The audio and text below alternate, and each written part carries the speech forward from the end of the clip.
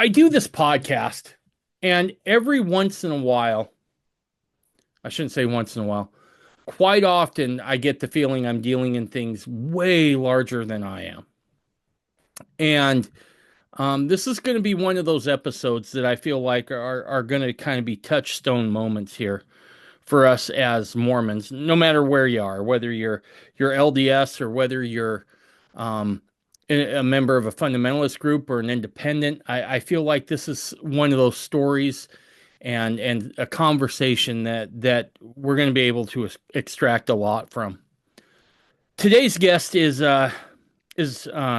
Ammon Jeffs, and he's the son of Warren Jeffs. And I feel like he not only does his story need to be told, but I think he's got some things that we can all learn from on how to preserve faith even when things seem to go completely off the rails. So, Ammon, again, I can't tell you how much I appreciate you reaching out and dropping me that email. It means more than you know, sir. Well, thanks for having me on. And it's been a real privilege to listen to the podcast the last year and a half or so. Well, I appreciate that. So real quick, you're the son of Warren Jeffs. Yes, I was born in 1990, so that was a few years after the groups in Short Creek had split. And my grandfather was the leader the time I was born. And my father was just an elder in the group. Okay, was this back when he was teaching school like in Sandy in that area or Yes, these were his Alta Academy days right on? in Sandy. And how long did you live in Sandy before you guys moved out to Short Creek permanently? I was 8 years old when we moved out, and we didn't really come back up to the Salt Lake area after that. Okay, Once we moved to the creek in 98. gotcha. Now, if I'm not mistaken, when you guys moved down there, it was kind of the idea that hey, the end times are getting close and you guys wanted to kind of hunker down out there. Is that kind of the general gist of what spurred them moving everyone down there? Yeah, so I think it started with Leroy Johnson saying that he felt like the end times had come around the year 2000, and that was really emphasized as I was growing up. So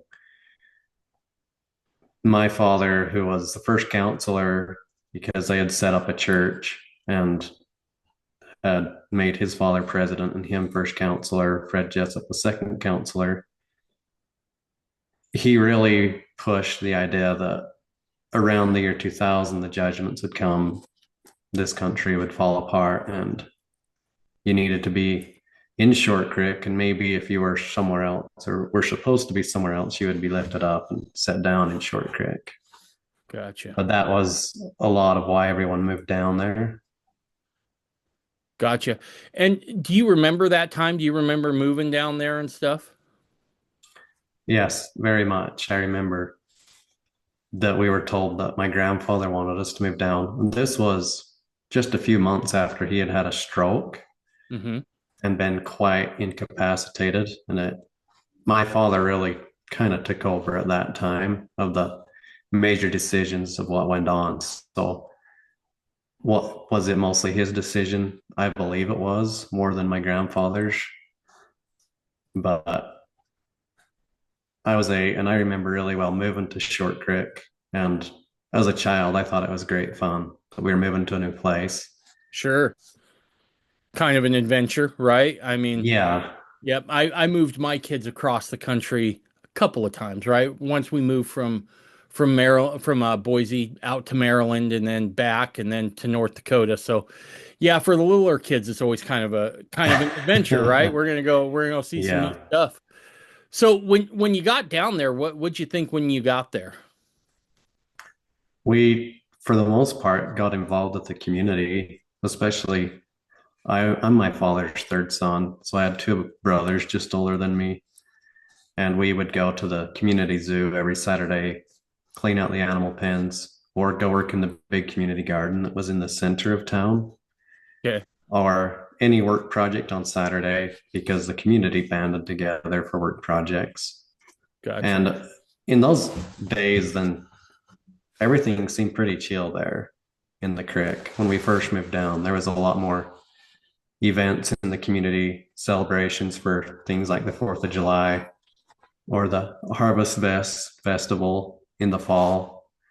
Other celebrations, the 24th, we had a parade in town. Us older boys joined the marching boys that was there in Short Creek. So I quite enjoyed that as a young boy. Gotcha.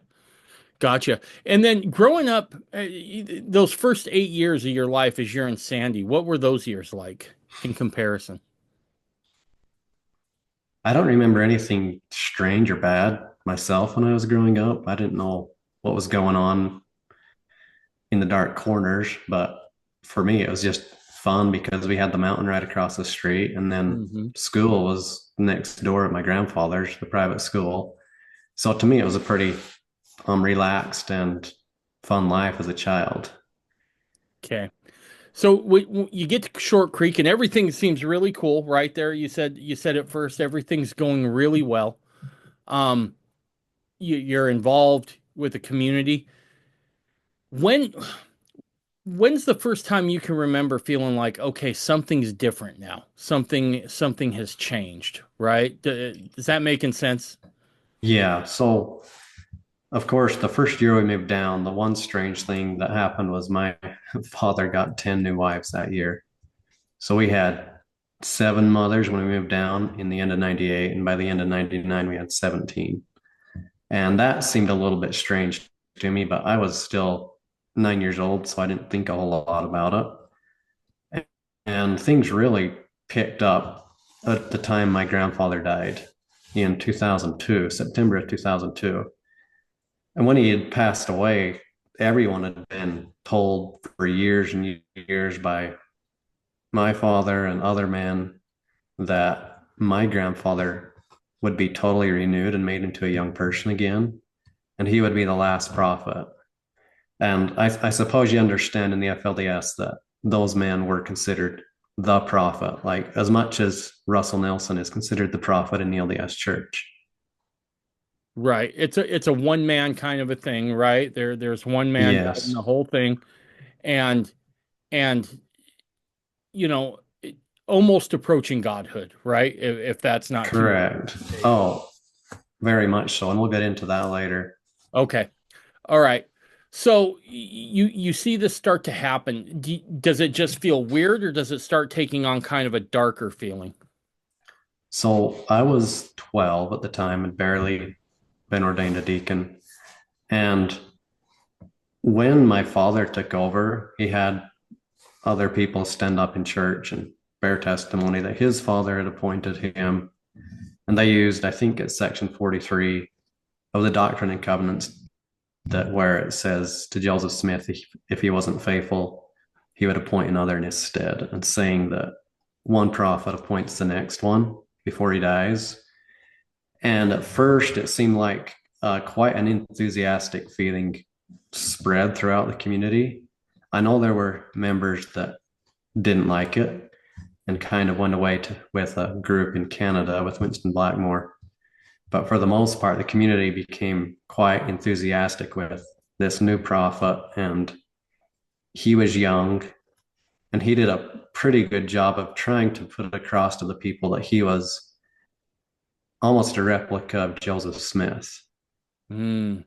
And within a few months, he started receiving revelations and reading them to the people and started to really set things in order with the church. So he appointed a high council, he appointed a presiding bishop, he appointed a presiding patriarch.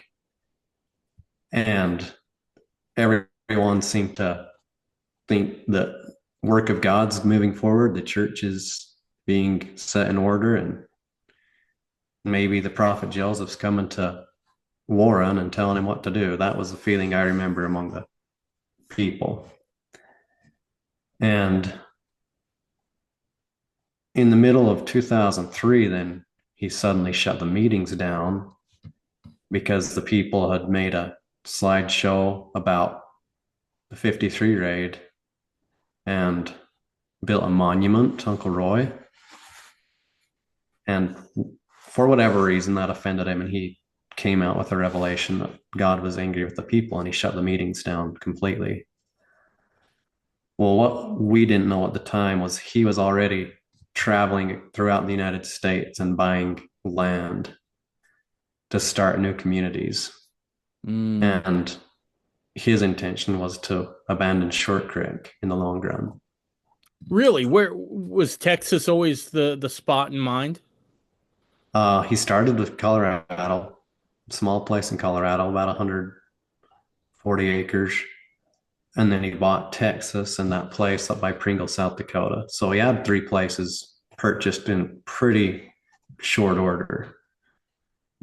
God. And then he gathered up men and some women that he felt like were the most trustable of the community.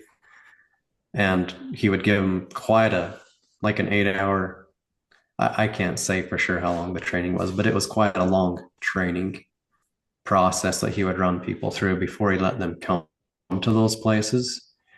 And he told them, anybody that went there, that this was the redemption of Zion starting again, where Joseph Smith left off. So this was supposed to be a preparatory work to the people going back to Jackson County, Missouri, Mm-hmm. and a place where he claimed the Lord would gather whoever was faithful. And he also told us, as people went there, that Short Creek would be driven. In other words, the FLDS and Short Creek would be driven out of Short Creek like the Saints were in the old days by the Missourians in Missouri. So he said it would be mobs, killings, all the things that happened in Joseph's day. And he gave revelations to the people to prove it, because that, of course, would bring his word to people without question if he could come with a revelation. Gotcha. Gotcha. So it sounds like he's already starting to try to consolidate power, right? Now, at this point, I do have a couple of questions. Going back, what was your relationship with your dad prior to this time, right? Was the relationship good? I mean, how would you describe your relationship with your father during those years prior to him taking over the reins of power in the FLDS Church? So before he became the first counselor, then I feel like I had a really good relationship with him. And even after, up until the time my grandfather died, I felt like my relationship was pretty good. And I wouldn't say that I had the chance to be as close to him as I would have liked to. I remember always wishing I could have a closer relationship with my father, and I didn't know why I couldn't get closer than I was. Hmm. And it's taken finding out everything that was going on to bring that to my understanding. Gotcha. He put the responsibility of a child parent relationship on the child, not the parent. And so he made it my responsibility to get close to him, and it wasn't his to get close to me as his son.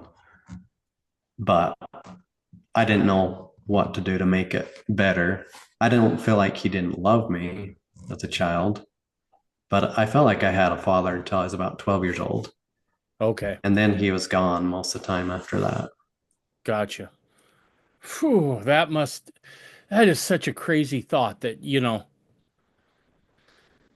that it's your responsibility to go seek out a relationship with your father, right? I mean, I Mm-hmm. understand big families. I'm a proponent of big families, obviously. But putting that on a kid, that's rough stuff, bro. Um, Holy cow. Okay, so and this question here, and then I'll let you pick up with your story again. So you talked about the thing about where he was kind of upset that they had built a memorial to Leroy Johnson, right? Who Mm-hmm. by all accounts seems like a guy who really loved his people, right?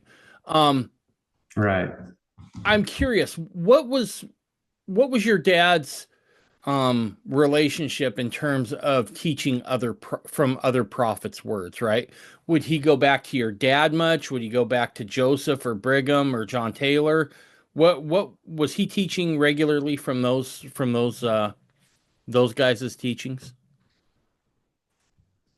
Yes, so he predominantly taught from Joseph Smith, Brigham Young, and then Leroy Johnson and his father, Ammon Jeffs. Those were, and he quoted them all the time.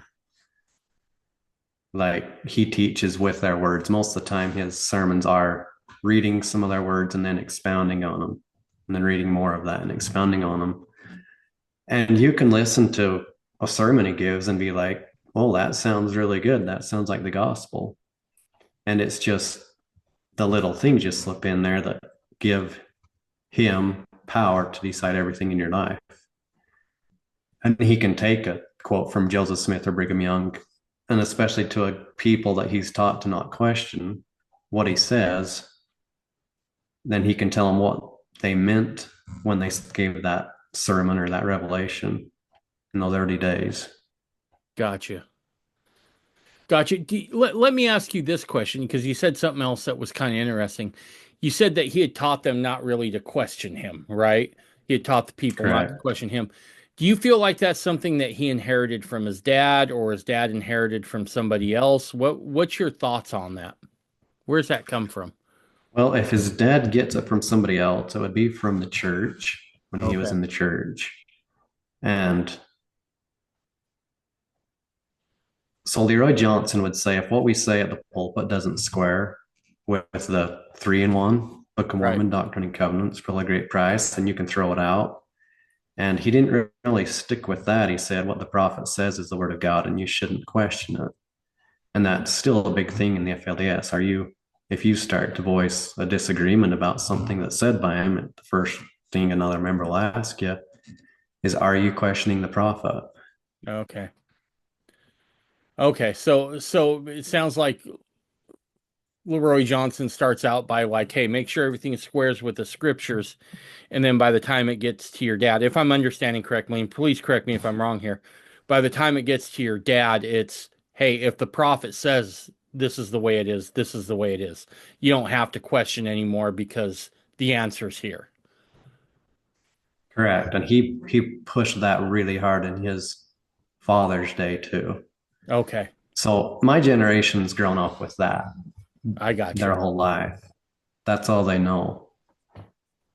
I got you. So questioning is not only is it looked down upon, it's probably pretty scary for your generation, right? It probably is like the major sign to apostasy, I imagine is how they would look at that. Yeah, absolutely. And you could also be sent away if you ask their own questions. So there's a lot of implications if you start asking questions. Gotcha. Gotcha.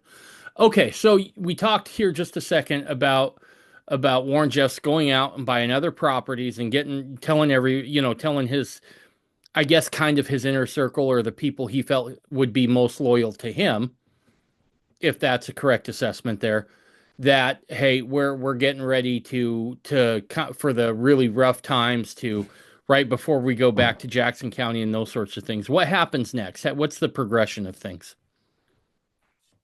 So I came to Texas in July of 2004, and my mother had had cancer. I don't remember exactly when she got it, but she had it for over a year, breast cancer. And he had taken her children from her in November of '03. She didn't know where they went or anything, but a few of us older ones stayed there in the creek with her. She went there in June of '04, and then I followed in July. Okay. And she died the night I got there in Oh, I'm Texas. so sorry. So it was kind of a rough start when I went there, Oh yeah. but he put me on a work crew right away. I had to listen to all the trainings he had given to the people that were living down there and then be on the work crew. And so I'm 14 at this time. And the way he operated was he would give building projects, whether it was a home or a meeting house. eventually the temple, and give a time it had to be accomplished in. And his time schedules were extremely tight. So you'd have a house and it would have to be done in a month. And these are originally, we kind of started with 7,500 square foot houses, but some of them were way bigger than that. And if you didn't meet the time schedule he set, he would claim that God's condemnation would be upon us. And he would tell us that God was so angry with us, he was about to destroy us from off the face of the earth. Oh. But that he would pray to God to give us another chance and would atone for us. And first, I didn't understand what he meant by that until probably December of 2004. He called a special meeting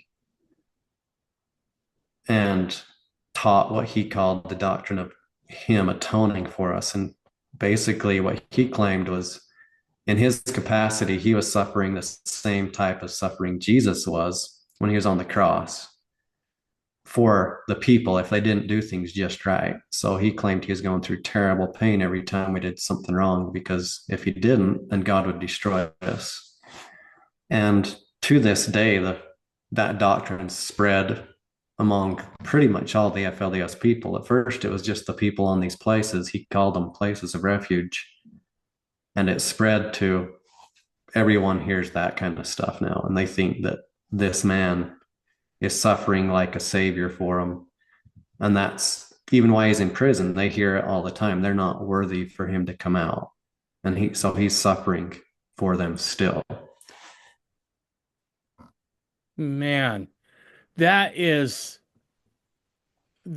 rough. I mean, it's rough on a couple accounts, right, Ammon? Because I mean, on one account, it's like if you don't meet a deadline, you're fearing the wrath of God come upon you, right? I mean, and Mm-hmm. then and then also he's kind of putting himself in the not kind of, he's absolutely putting himself in the place of the Savior, right?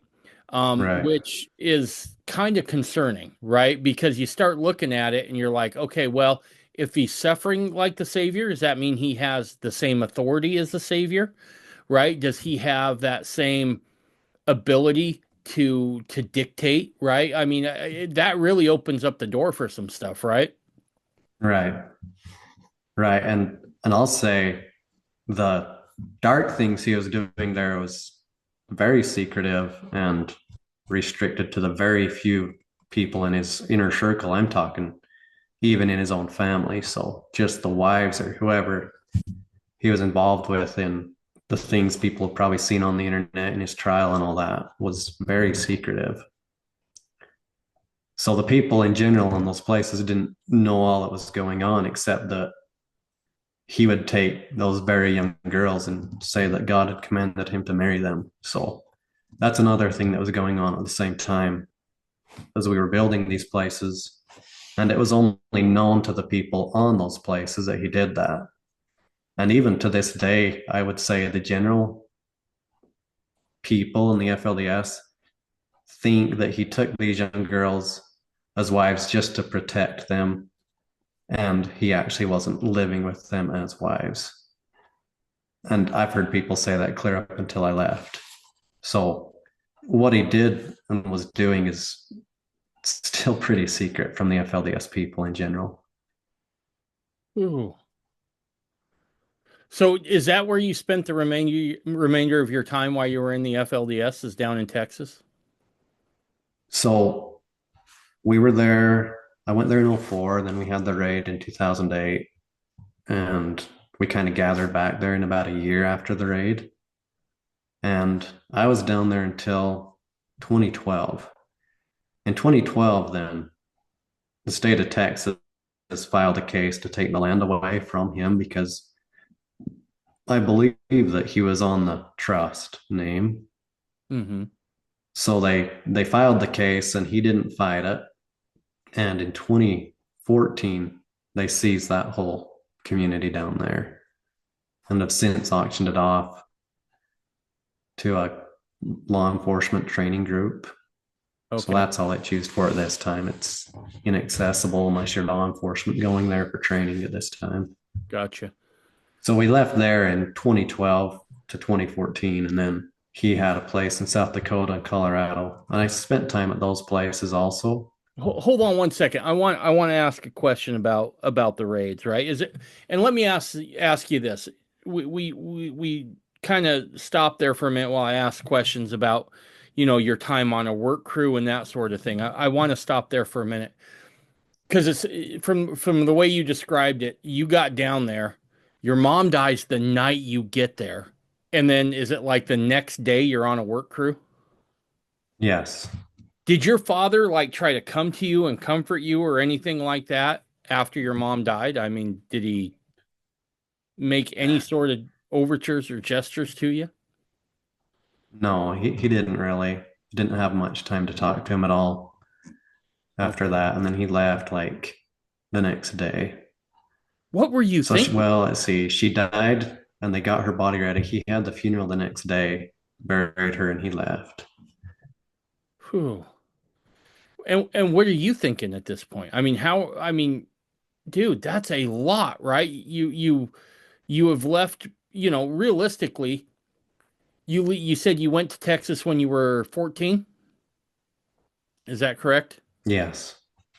Okay, so you leave when you're 14, Yes. go to Short Creek, and you get there, your mom passes, you don't have much time to talk to your dad. You're put on a work crew immediately. What's going through your mind at this point? So let's back up just a little bit. Yeah. When he took my younger siblings in November and took them to those places, he told the rest of us that we had to qualify to be there. We had to repent of our sins, and he had to have God personally tell him we could go there. And he brought me down to a city nearby to see my mother because she was in the hospital. And then he told me I had to go back to Short Creek and she was going to die. So when I was about halfway back to Short Creek, he calls and says, "The Lord's name you to come there." And so we turned around and we had about 9 hours to drive to get back to Texas to his place there so I could see her before she died. And when I got there, she was unconscious. So I actually didn't get to speak to her again after I got there. Oh, I'm so sorry. So once your mom passes, you're in Texas. What are you thinking? I mean, what's going through your mind as this is happening? Um, Losing her was really hard, but I was happy that I finally got to come there. And that's where most of my family was at that point. And my siblings were all there. And then, of course, we'd been taught it was such a great privilege to come work on a place like that to help build up Zion. Okay. And I didn't even have a whole lot of time to sit there and think about the loss of my mother because I was put on the work crew and he had some really tight schedules set up. And we were working from about 6 a.m. till 2 the next morning. That was the schedule when I got there. Holy cow. So you're like working 20 hours a day, literally. Correct. Yes. Whew. So at what And it point? was so Oh, go ahead. Sorry, Ammon. no, the work schedules were so intense that it was like that for 2 years after I got there, 2.5 years or so. So you really have no time to process any of this. No, that time was just a jumble of deadlines. That's what I remember it as. Hardly any sleep. And a teenager, teenagers sleep like a rock. Right. But I didn't get hardly any sleep until I was 16. Then we got to go to bed at 11 about the time I turned 16. Gotcha. Gotcha. What was your dad's what would your dad tell you about the outside world, right? What would he say first about the world in general? And then two, what would he say about other fundamentalists, right? Other Mormons. What were some of his takes on that? Of course, the outside world was, he told us, was very wicked. and was seeking our destruction. And that was their aim and goal. He said the government powers and apostates were out to kill him, and he was supposed to hide from the law because if they took him, they would kill him. Other fundamentalists and LDS, any other fundamentalists, he considers them apostate to this day. You don't talk to them, don't listen to them. They're all apostate. We're the one true church. And the LDS Church has been apostate since 1890. So that's how they're looked upon to this day by the FLDS. And that's the reason you don't really have FLDS associated with anybody outside of the FLDS, because all other groups or individuals are considered apostates. Right. Whew, okay. Boy, I'm sorry. I'm trying to digest all this. Um, I want to back up to the raids as well. Did you guys know that the raids were coming at all? I mean, because like I can tell you that in those days, I remember hearing about it in the news, even before the raids, right? There were rumblings that things were going on, Mm-hmm. so to speak. Did you guys, the general population of the church, did you guys have any feeling or any idea of what was coming with those raids? The raid was quite a surprise to me. I don't remember us even being worried it was going to happen. My father had said before that he thought the government would come against us and try to come on the land, but then he went to prison, and we kind of thought that would be over because the real reason for them to come before that was because he was running from the law and was on FBI's most wanted list. Mm-hmm. And that didn't happen. He was caught in Nevada. Right. Okay. What was it like to have to go through those raids? We thought it was persecution, the world coming against the church, trying to destroy it. And we were trying to live a form of the United Order there. So we felt like because he had taught us that if we tried to live the United Order, the devil would come against us harder. And we felt like it was an effort on the government's part to destroy the fundamentalist movement. We really didn't think of anybody else as fundamentalists but ourselves Gotcha. because everyone else was considered an apostate. Right. So the picture, the table's been set, so to speak, right? It is that the entire outside world is wicked. Those other Mormons that profess to be Mormon, they're apostates. The only true believers are situated on these various FLDS owned compounds, correct? Correct. And Short Creek he said it was cursed. He even went there and did some sort of ordinance to curse it or to wash his feet against it, and said everyone would be driven from there. The only safe place would be these lands. And so Short Creek was looked down upon too, especially if you were on one of these lands that he had bought. Oh, And so the raid, but we felt like they were coming against this new work that had been started. okay. And that's an interesting thought. So a new work that has started. So he's really trying um to kind of show that, hey, everything that's been done up to this point is something different. We're doing something new now. Is that kind of the way it felt? Correct. Okay. And this was eventually supposed to be where all the faithful of the FLDS would be. And you can see we built a temple in Texas, and that was the biggest place. And we had a constant manufacture of homes going on there, new homes. We had over 25 before we left there. Wow.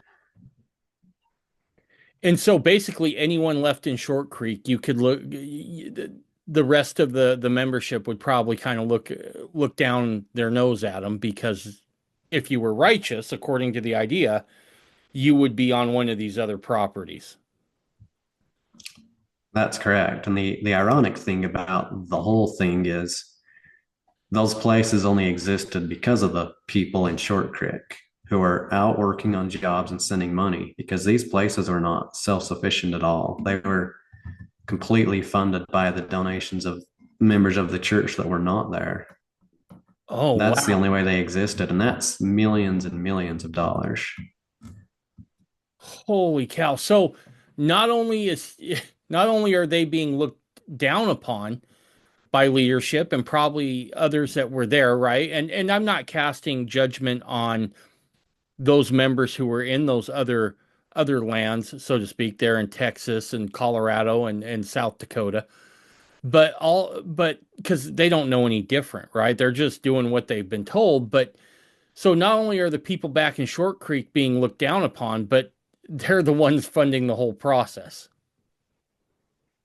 That's correct. Oh, the irony. Um, okay, so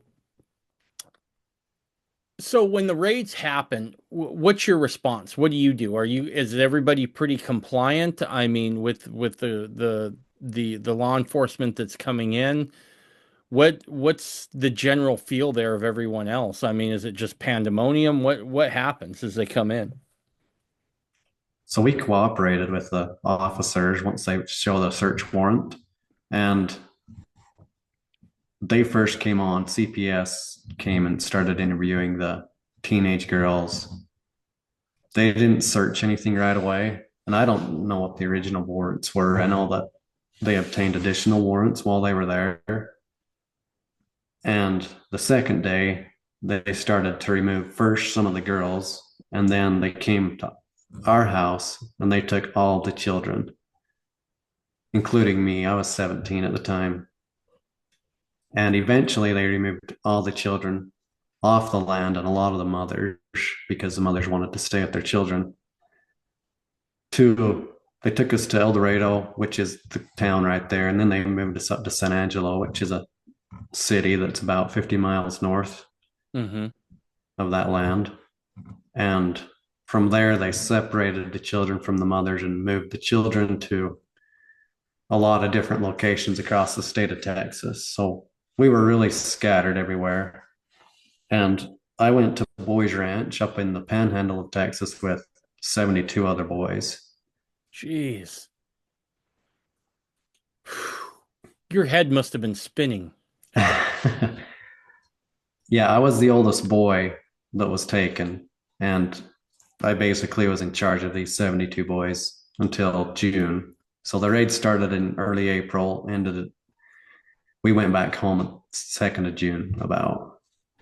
So about So that was a huge responsibility. I can't tell you how big that was to have that many boys under my watch care. Oh man. So what as you're trying to care for these boys in this boys' home, and these are all boys you know from the communities, right? Yes. How are they dealing with stuff? Are they all pretty shocked and broken up? I mean, what's happening there?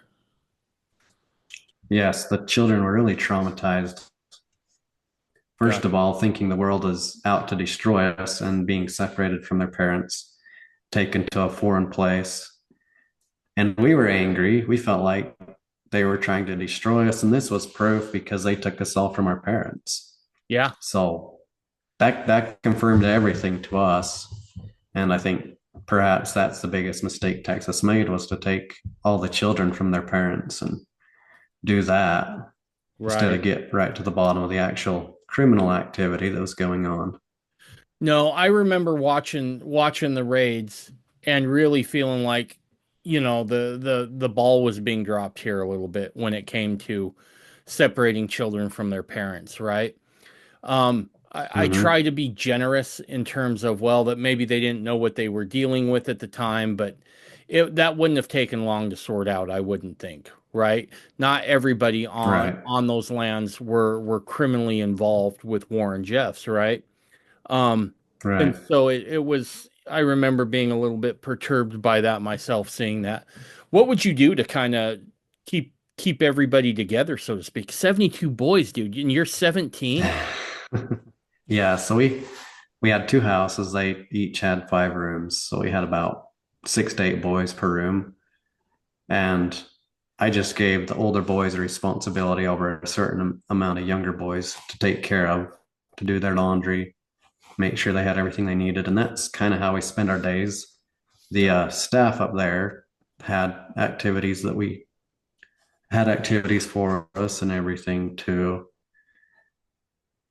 And then there was lawyer visits, CASA visits, CPS visits. So that stuff kept us really occupied, and a lot of turmoil for sure.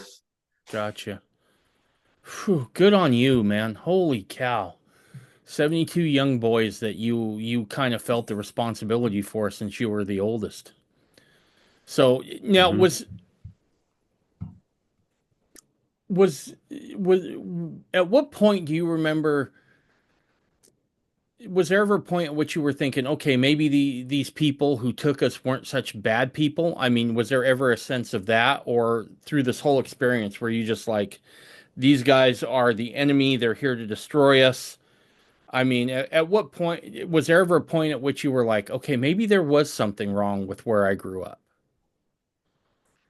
So once we got to Boys Ranch, we did form a friendship with some of the people there that were quite kind and outgoing and looked out for us. So I think the main impression that we did get from going out like that was that the people out there weren't as bad and mean as we thought they were. I don't think we had association with them long enough to realize there's actually good people out here that are Gotcha. happy and all that.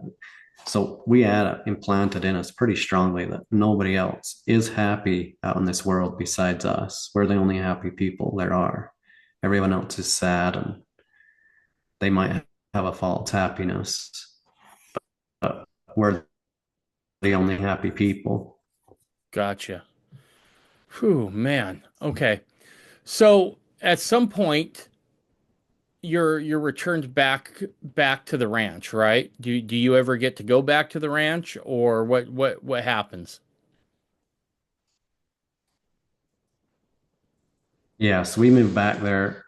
Pretty much all of us were back there by within a year of being taken off. So the children got to go back to their mothers after about 2 months.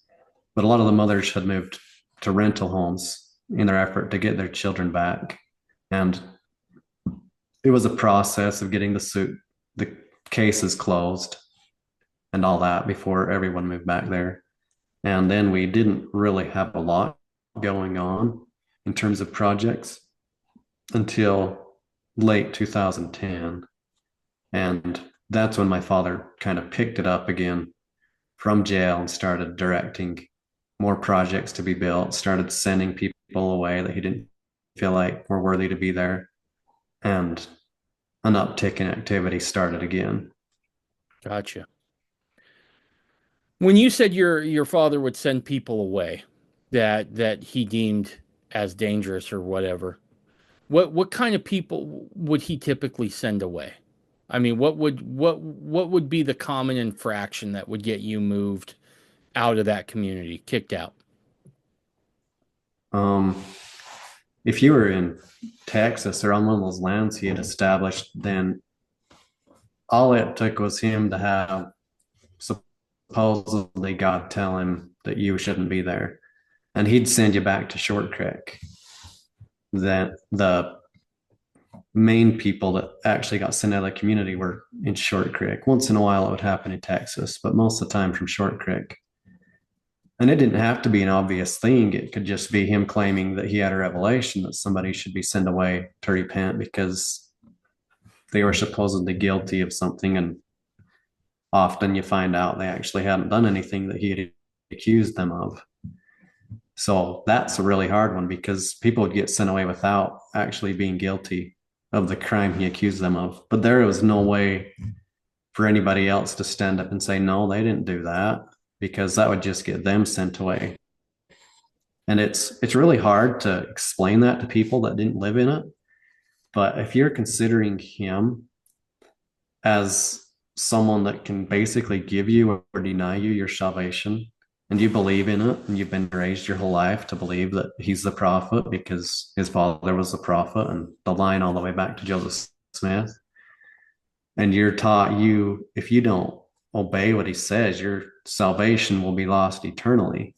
And so it really is a fear-based obedience and a fear-based culture off of doing what he says, or else you're out. Hmm. It's interesting to me as you're describing that very scenario. Um, and if you feel I'm wrong here in any way, Ammon, you feel free to push back against anything I say, please. Um, but it reminds me of I remember I read a book about a woman who escaped North Korea. But it was kind of the same thing, right? She talks about how she had friends whose parents had questioned the leader, and then um, they would just kind of disappear in the night, right? Now, to my knowledge, Warren wasn't killing anyone. He was just telling them leave the creek, right? Or leave Texas or whatever. But it's still kind of the same principle, right? You're just getting rid of people. And the idea is if you stick up for them, well, you're next. You're the next one to leave. Um, and I find that to be somewhat worrisome. Is that a fair comparison at all? Yes, and especially for a man to be sent away, then he lost his family, he lost his wives and children. And before my father got taken to prison, they would be given to other men quite quickly. So he really didn't have hope of getting him back. And you say like North Korea, and I'll say it's also echoes from Nazi Germany and communism. And I would say that, especially as he tried to establish what he called the United Order, it really took on a form of religious communism more than anything else, Interesting. where the punishment, because they're not going to come in and kill you, right? Right. But to send you out, to send you away, to take away your membership, you lose all the blessings and privileges of your community, and it's held over you. You know, you could repent and come back and get your blessings. So don't do anything to bring any more disfavor in case you get to come back. So your salvation's being held over your head constantly as a punishment, and then losing all your blessings as a punishment, your associations. Generally, when someone's sent completely away from the community, their communication was completely cut off from any family or friends, and they're just on their own out in the world. And they're not equipped for that, right? I mean, well, I'm guessing, and correct me again, correct me if I'm wrong here.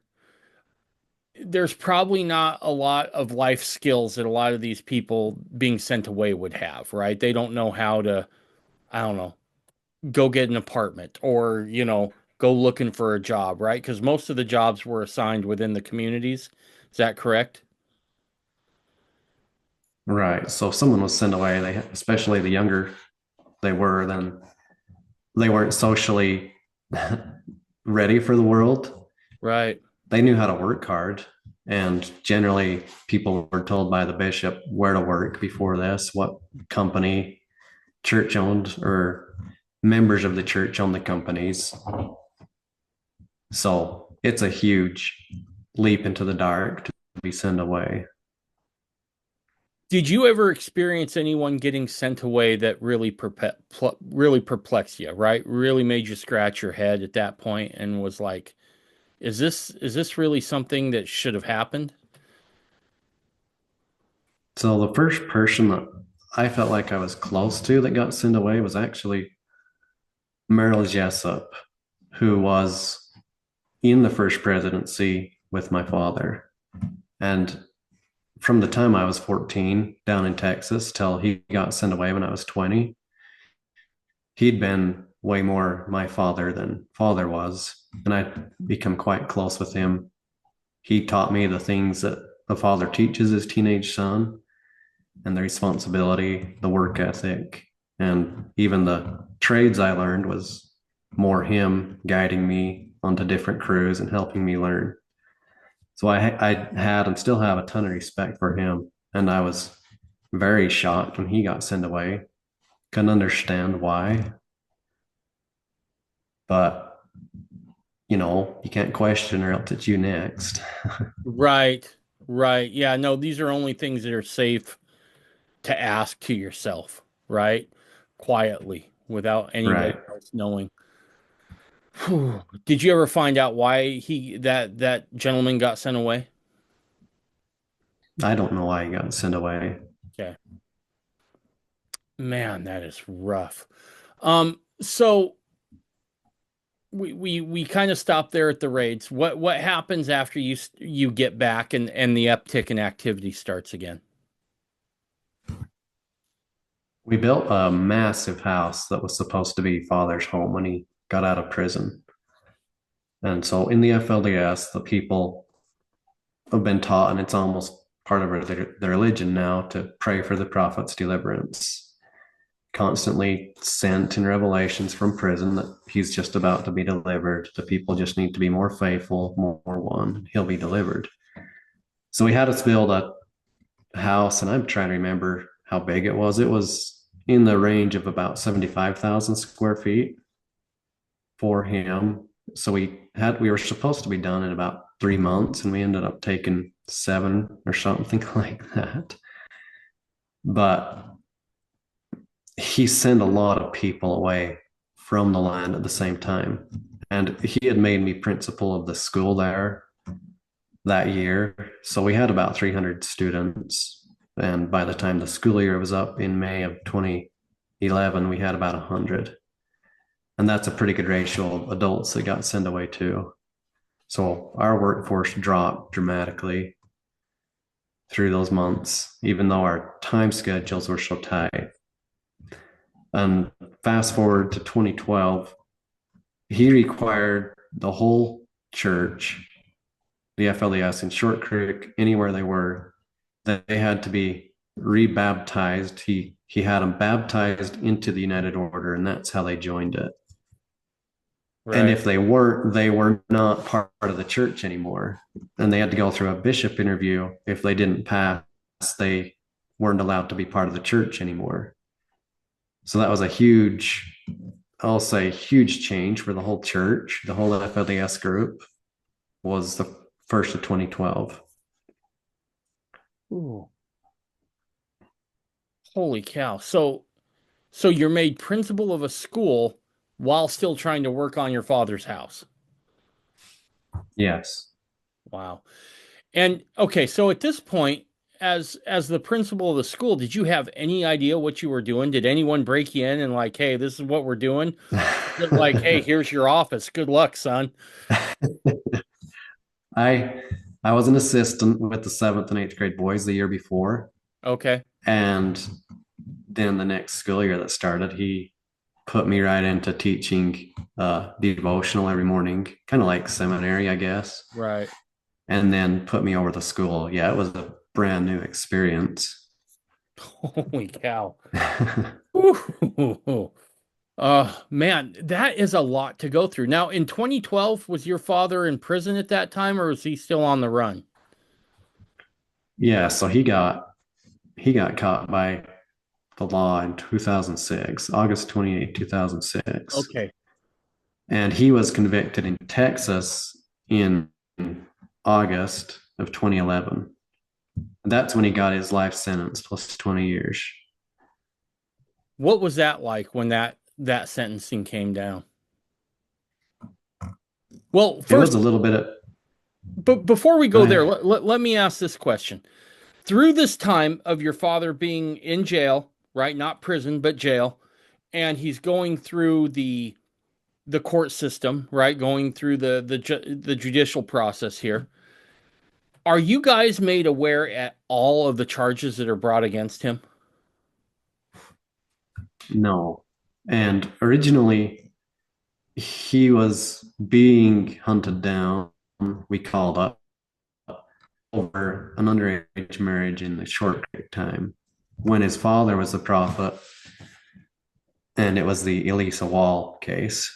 So that went through the Utah courts. He was convicted, and then he was moved to Arizona to go through another case there. Meanwhile, the Utah case was overturned, and then the Arizona case kind of fell apart. But at that point, the Texas case was going, and he was indicted. So he was moved to Texas. So he went to Utah to prison, Then he went to Arizona. Then he went back to Utah, from Utah to Texas. Wow. And this whole time, you're not hearing a word about what he's actually being charged with. So we knew that it had something to do with Elisa while being married young. At least the adults knew that. But in Texas, when he got wind that the Texas state had got a hold of his records, his private personal records that he had been keeping, he sent a message to the whole people to, if they touched any of his records, they would forever lose their place in the church. And they could not be used on the mission of Zion or in any capacity and would just have to be sent away. And within a month or two of that, he also gave them a commandment they couldn't touch the internet at all, or they would be sent away forever. I see. And that's how he's covered up from them what he's done to this day. And he also says to the people, there's sacred teachings in those records that I haven't been authorized to give to you yet. And if you touch them without my permission or God's permission, then you're lost forever. Your salvation is gone. So it's a fear-based thing to keep the people from asking any questions of why things are the way they are. So most of the people don't even know exactly why he's in prison. And that also is why they don't know the abuse he's done to his own daughters, especially, and sisters, because there's a wall protecting them, a psychological wall protecting them from that information. If someone leaves the group, say a couple of his daughters that have, and tell the stories about what he did to them as children, the pedophilia he's guilty of, that can't get back to the FLDS, because if they left, they're an apostate. Apostates tell lies. And if you listen to what the apostates say, then you'll be darkened and fall away and lose your salvation forever. So it's very difficult to try to get any information back to the people about the reason things are the way they are for them. Gotcha. True. So when and we should add, go ahead, sorry, Ammon. One more thing to throw in. I mentioned January 1st, 2012 being a big day, big change. At that time, he also said no one could have any children or any marital relations until he comes out of prison, and teaches them the proper way to do that. And people don't understand what he means. They think it just means temple ordinances. Anybody that's spent time in his records and knows the things he's been teaching to select few knows exactly what he means when he says that. And it's too dark of a subject to even really talk about on here, the details of it. Okay. Just very morally depraved things. Oh. So he basically says no marital relations, right? So, I imagine the birth rate fell, right? 0. Yeah, to 0. That's got to put strains on families. I mean, at this point, if you're not on the inside and you haven't been kept from that information, you don't know what's going on. But I suppose at some level there were some people that had to have been like, okay, this is starting to turn into, well, not starting to, we're in the middle of a horror show now, right? I mean, during this time when he's in prison, going through the legal process, does anybody feel like they can talk still, or is everyone still like, no, no, no, no, we don't you dare question anything? Yeah, well, it's a lot like you would find in a communist society. You might want to question something, but the person you talk to might tell on you, might snitch on you. And you find that that's really a prevalent thing in communism, right? You Right. turn everyone against each other to where they'll snitch on each other so that people can't question what's going on, and that's how you keep control over them. Oh man. So, and this generation, my generation especially, has grown up with the idea that the prophet owns you, and your loyalty is to him first. So if you get married, obviously he's chosen who you should marry. Your loyalty is still to him. If you're a wife, it's to him above your husband. Or if you're the husband, it's him above your family. So if the father starts to question things, most likely the mothers or the Right. children will turn against the father and tell on him, and he'll get sent away. Or if the mother does, she'll get sent away and lose her children, possibly. So it's that's why it's so difficult for people to come out of that, Absolutely. especially as a family unit. Very, very few family units that have been able to come out as a family. Yeah. How about you? Do you get married before any of this happen? Do you end up getting married as once you get out of foster care and that sort of thing? So he stopped marriages when he went to prison in 2006. So he hasn't Okay. sanctioned any marriage since 2006. And I was 16. So no, I didn't get married, and very strongly taught doctrine in the FLDS that you can't get married unless the prophet marries you and chooses who you get married to. Wow. So, and is it still that way today? Yes, it is. So there's a lot of people my age, 33, 34, 35, that are still unmarried. Wow. And they're always being told, just wait just a little bit longer and the prophet will come, and you'll be so happy if you wait for him to tell you who you should marry. Mm, those poor people.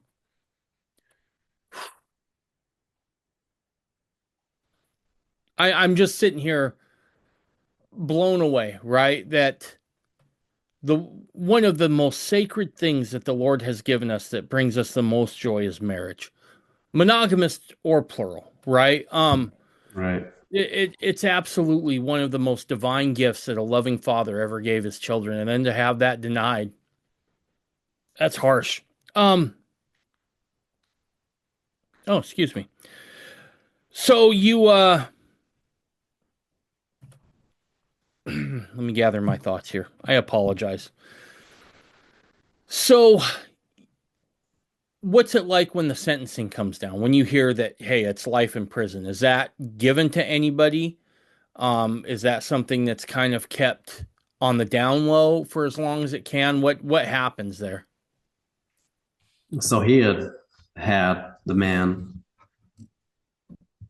on the different places, including Short Creek, have circle prayers every 15 minutes, day and night, during his whole court trial and sentencing period.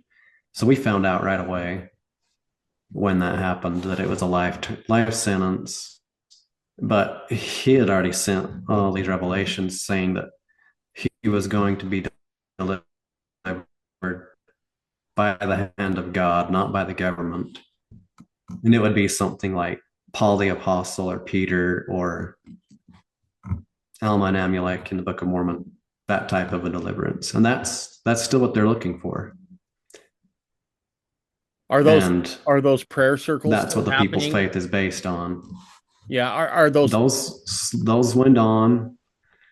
Those went on until mid 2012, and they kind of fell apart because when he instituted the United Order thing, and you have to be a member of the United Order to be part of the church.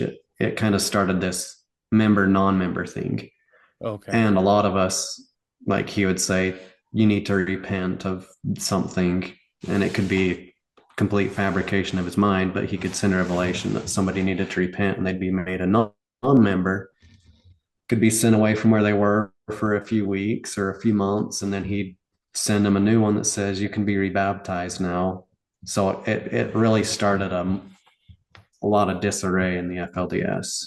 Oh yeah. So there's kind of you're a member, you're a non-member thing. So let me ask you this. In the time that he's since 2006 when he stopped all marriages, has rearranging families stopped at that point too? The main thing that happens if a father gets sent away is they would have another man they would call a caretaker. They would have them go under his direction, and he would do their family training or whatever, but they wouldn't be given to him. Okay. And right now, because of the disarray that's happened in the FLDS, they're a lot more on their own than they used to be. Not so much under another person if a father or parents get sent away. Okay. So at what point, and now I'm going to make this a little personal for you here, if it's okay, Ammon.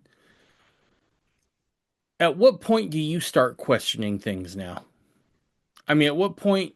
Because it sounds like up to about what were you saying until you were about 20, you were just kind of working the program, so to speak, right? You were very much Yes.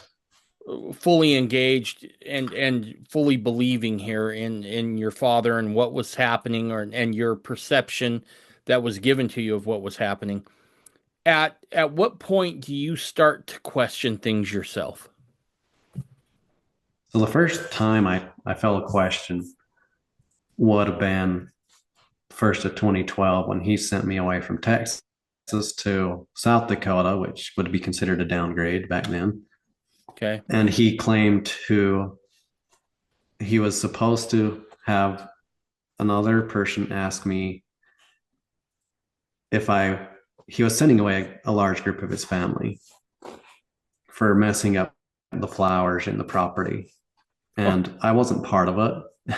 But in the same message, he told one of the people that he would send his revelations to be typed up to ask me if I wanted to go or stay. And I didn't want to go. So I said I'd stay. And then he had him read me an answer that said, the Lord revealed to me you'd want to stay. And that's proof of your pride and whatever. So you have to be sent away now. And then at the end of the message they were reading to me, it said, and even if he says he'll go, then you still need to read this to him because he still needs to repent. So I was listening to that and I'm like, so it doesn't really matter what I chose. You're claiming to read my mind. And what couldn't you accuse me of at this point? That's when I felt like I started to question. And I had a lot of whiplash for the next, 5 or 6 years of this kind of thing going on with me. And fast forward to middle of 2012, he sent another revelation claiming that I had molested my sisters, which blew me out of the water. And over the next few years, he would do this to me, send a revelation claiming I hadn't confessed to him, doing these different things. And I couldn't understand why. And I didn't understand why until 2023 when I found out what he had done to my sisters, that he was just projecting his sins onto me, trying to get me to say I was guilty of them. holy cow. Well, and that was, look, I've talked to people who don't want to go on the record, and I can't blame them, right? You're a brave man, Ammon, because I'm not sure I'd want to go through this again. But that was the thing that popped out to me most, is that it was almost like he would at any given moment just focus on somebody and kind of play mind games, right? I don't know how else to explain it. Correct. Almost like almost like he was trying to break them mentally and spiritually so that they would become completely 100% reliant upon him. Is that a fair assessment on my part, or am I off base on that? Yeah, 100%. And you have to realize he's sending this as the direct word of God. Right. It's supposedly not him. This is God accusing you basically of sin. Right. And per your last statement about how he said he was suffering as Christ suffered for the people, he's almost a step above just the prophet at this point, right? He has now Right. elevated himself up into a messianic figure, which carries even more weight than just a typical one man prophet, right? Right. And we'll get to that deeper into it towards the end here. Yeah. Okay, so it comes down that hey, he's going to be in jail for the rest of his life potentially. What happens after that? So he really got the United Order effort going in Short Creek. He'd already had it on the other places from the time he established them, but the place is kind of emptied out once Texas got taken by the Texas government, and the main effort was there in Short Creek. He had his family in other places and in South Dakota, but not really other people. So the effort of the group was centered in Short Creek again. And the problem there was he kept making people that were part of the order non-members, and the United Order, even in Short Creek, lived off of non-member contributions for 90% of its functionability, the storehouse and all that. And the people were trying to live out of this storehouse. And I'll say, in my opinion, it was set up very wrong from the way God means for the United Order to operate, the law of consecration.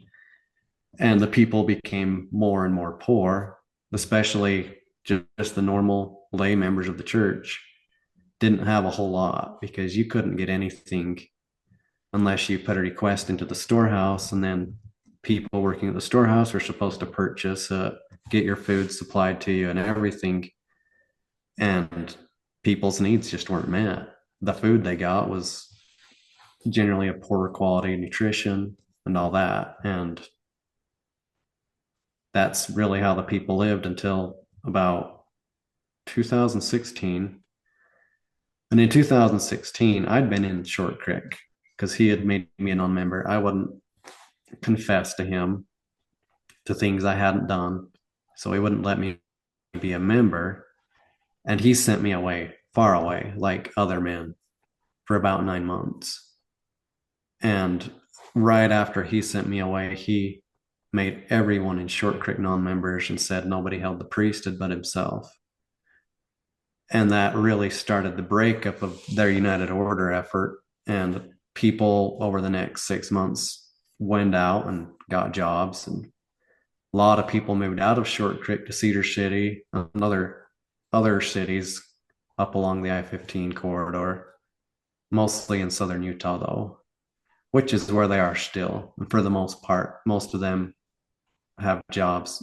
Most of them aren't part of a United Order or anything like that. Holy cow. And so when he sent you away, far away, if you don't mind me asking, where did he send you? He just told me to go to the north central states, don't go east of the Mississippi. So I went to Minnesota. This was when Lyle Jeffs was still there. So he's the one that told me I was supposed to go. He took all my phone, took any phones I had. So I couldn't communicate with anybody. And I went north end of Minnesota and worked up there for 9 months.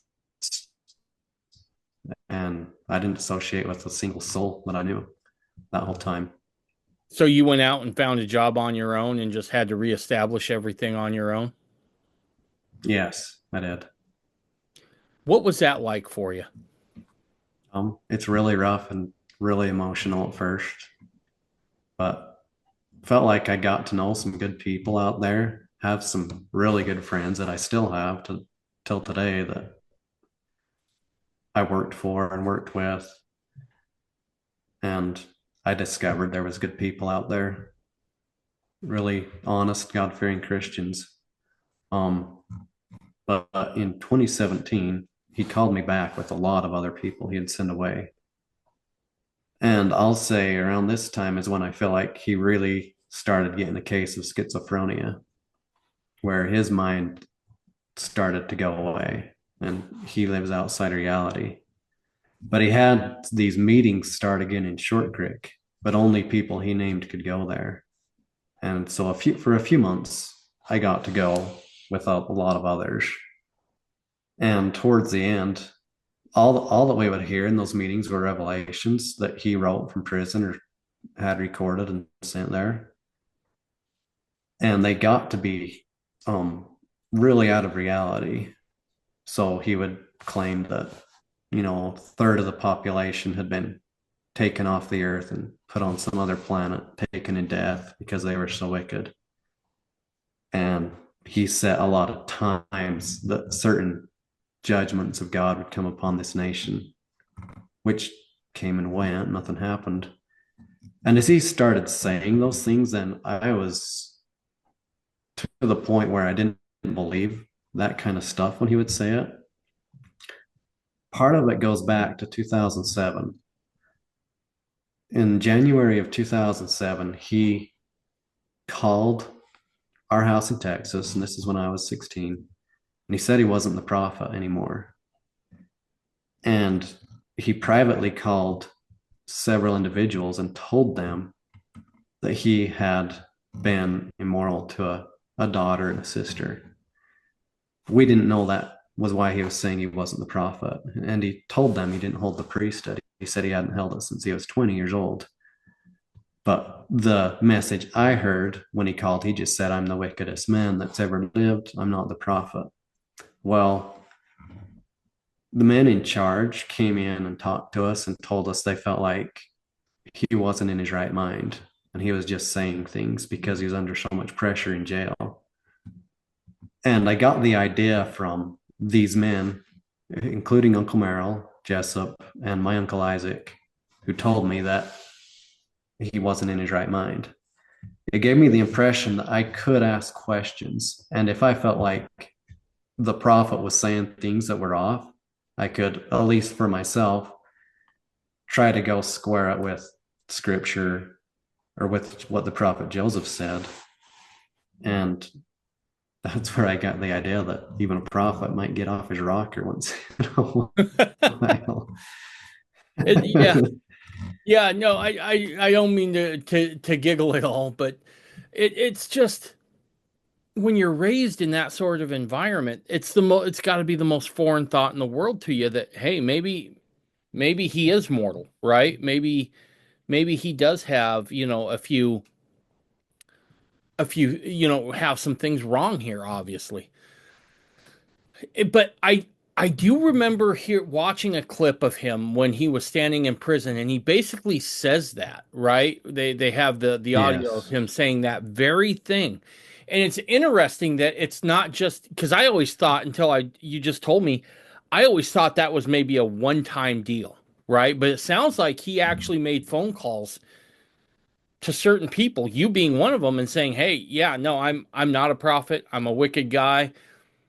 What do you knowing your father, right, as much or as little as you do you think that was a moment of clarity for him? Do you think he really lost his mind? What were you thinking on that at that point? So my initial reaction, well, I was totally shocked. So the message or what the phone call I heard was broadcast over the intercom to our whole family. So the whole family heard it all at once when he said it, but he called others individually and told them more. So we didn't understand why he was saying it. The other people he called, today I feel like they should have gone and questioned some people down and said, did this kind of stuff happen to you as a child, like he's saying? Instead, they all decided that he was just out of his mind. So at first I believed him when he first said he wasn't the prophet, just for a couple of hours until we got told that, hey, he's out of his mind, because I was conditioned to believe everything he said. Like from my youth, and especially once he was named as the prophet to everyone, then if he said something you could consider it scripture, that was the mentality and is the mentality still in that group. Gotcha. So it was a relief to us. It was a relief to us to be like, oh, he's just not in his mind right now because he's under so much pressure. Whew. And then do you remember did when does he kind of recant that? Does he ever address that later and said, "Oh, never mind, it was just a test." Yeah, so he didn't call for a couple of weeks, and then he calls back and says, yeah, I'm still the prophet. And God's told me to continue in my position and continue to tell the people what to do and guide them. And then he went quiet. He went quiet for months. And I think the people in charge knew he wasn't still in his mind. And I guess he tried saying a few more times that he wasn't the prophet after that. But we didn't hear it. We didn't see it. That's where you get the thing that says he tried to resign as president of the church and all that. It really went on for a period of months. And he came out of it in April of 2007. Gotcha. Okay.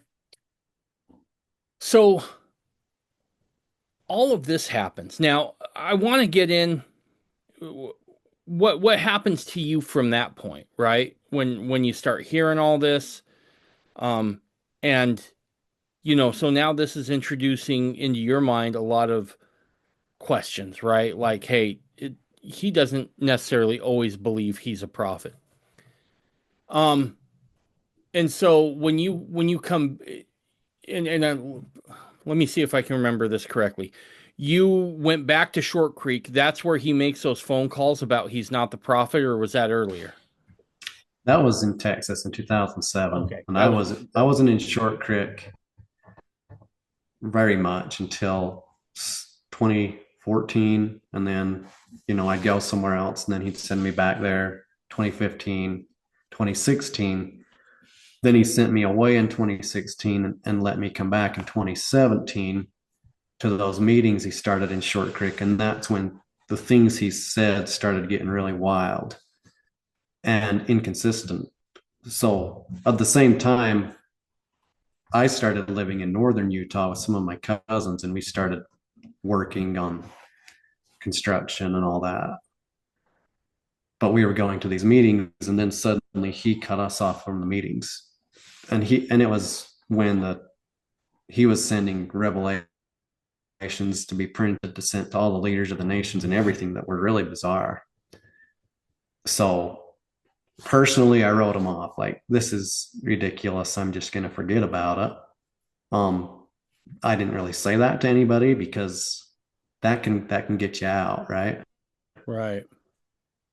But he started the meetings again with just a few select people. And a lot of the people he selected were young people, younger than me, like 15, 16, 17, 18, 20-year-olds, and a few adults. And when they'd come back from these, they wouldn't talk to us anymore and treat us really strange. And it went on for a few months, and then their meetings stopped. And the people that went to those meetings treated a lot of us really strange for about a year. They'd never tell us what they heard. One thing in all these meetings is you had to promise you would never talk about what he said. Oh, Which is also another tactic to yep. keep the people from getting together and reasoning things out, right? You can't even talk with each other for the most part about what he's telling you. Anyway, fast forward, I got to work and I made a commitment in my mind, end of 2017, that I was done being afraid of him. And I was just going to worry about earning money and living my life. And hopefully he came back to his sanity and started talking again. So up to this point, obviously, I didn't know he had committed any great crimes against my own siblings and other people. I didn't realize that had gone on. So in my mind, I still think he's an innocent person, but he's been persecuted and he's in prison. That fast forward to 2021. So I'm 31 now. And I have 7 of my sisters suddenly leave the FLDS group. And these sisters were the sisters that he was calling and talking to still all this time. And I wasn't hearing anything, so I was shocked and was like, what's going on? And I started to question family members that knew what was going on. And they started telling me about the revelations he was giving them, which were, it's so bizarre that you have to read them to realize how crazy it is. The claims he makes. He claims world events are happening. The judgments of God have come and gone. And horrific things, that accusations that he levels at many members of the church. Anyway, so I found that out, and I was like, yeah, obviously he's not in his mind. And if we're going to follow any correct principle, then we have to write off everything he's saying and not listen to any of it and just go back to our scriptures. And I started talking like that to members of my family that I felt like I could say it to. Some agreed, some didn't agree. Anyway, if you have any questions, go ahead and ask them. No, I'm just listening. I'm fascinated here. Okay. The next year in 2022, my younger brother, Helaman, he's kind of well known now, so not afraid to say his name. He has been there with the people that Father uses, Father calls and talks to. And he told me that he had information that people in prison were trying to give my father drugs to make him be crazy. And I knew that he wouldn't do anything about it. And the other members of the family wouldn't do anything about it because they were so afraid that if they did something, Father would call and send them away and rebuke them severely.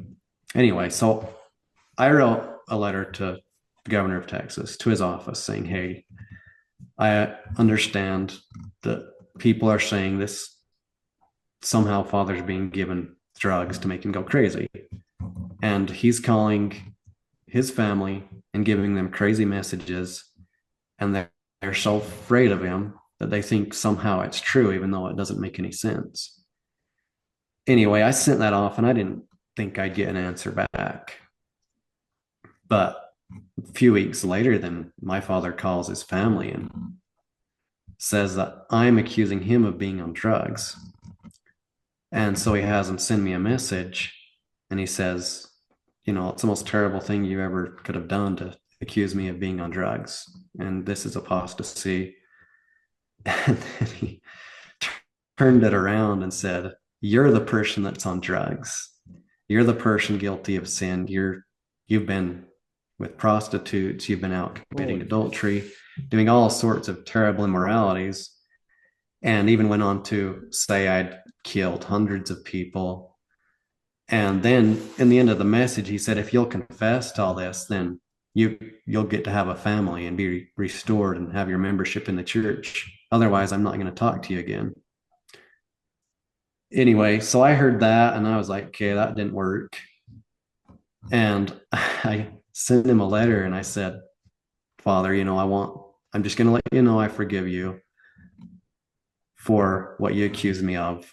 And when we meet at the bar of God, I'll be able to look you in the eye and tell you I didn't do this. And he called back and told the family that I was accusing him of lying and told him I was going to call him before the bar of God. And so at that point, I was like, okay, I'll be better off to just not write anything. I'm going to worry about my work and forget about all this.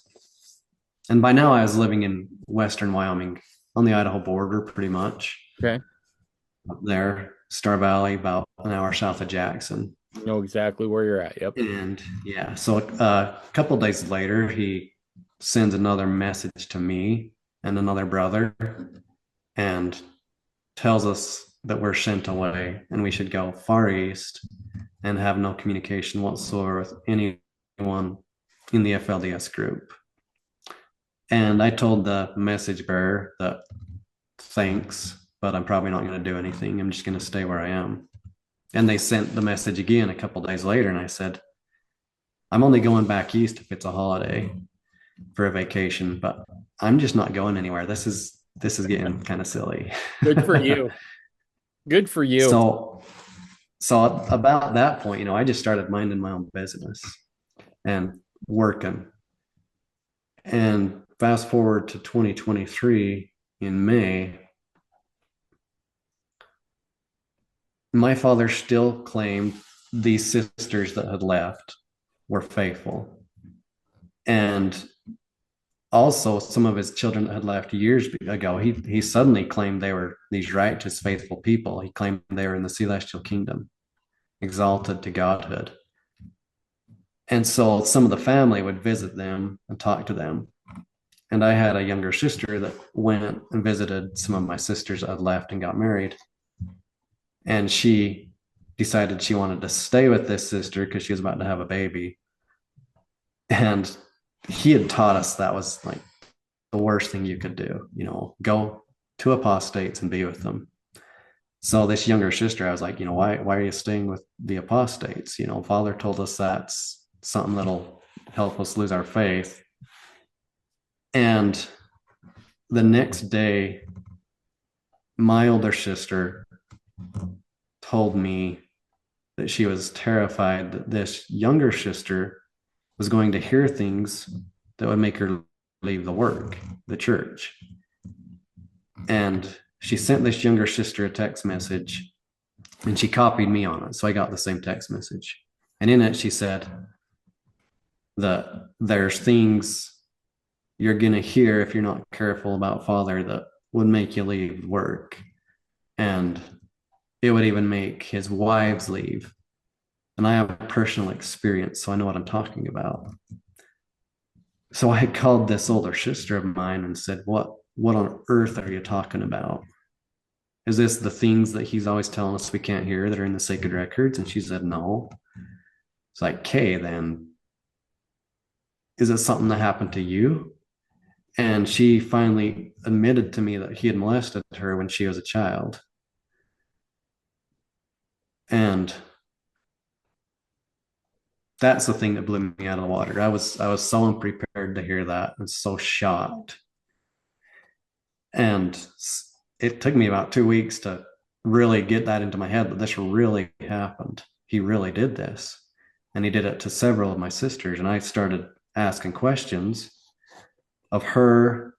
I started talking to my sisters that had left, and that's the reason they left, and dug this out, that he had this major problem, pedophilia problem, of molesting young girls.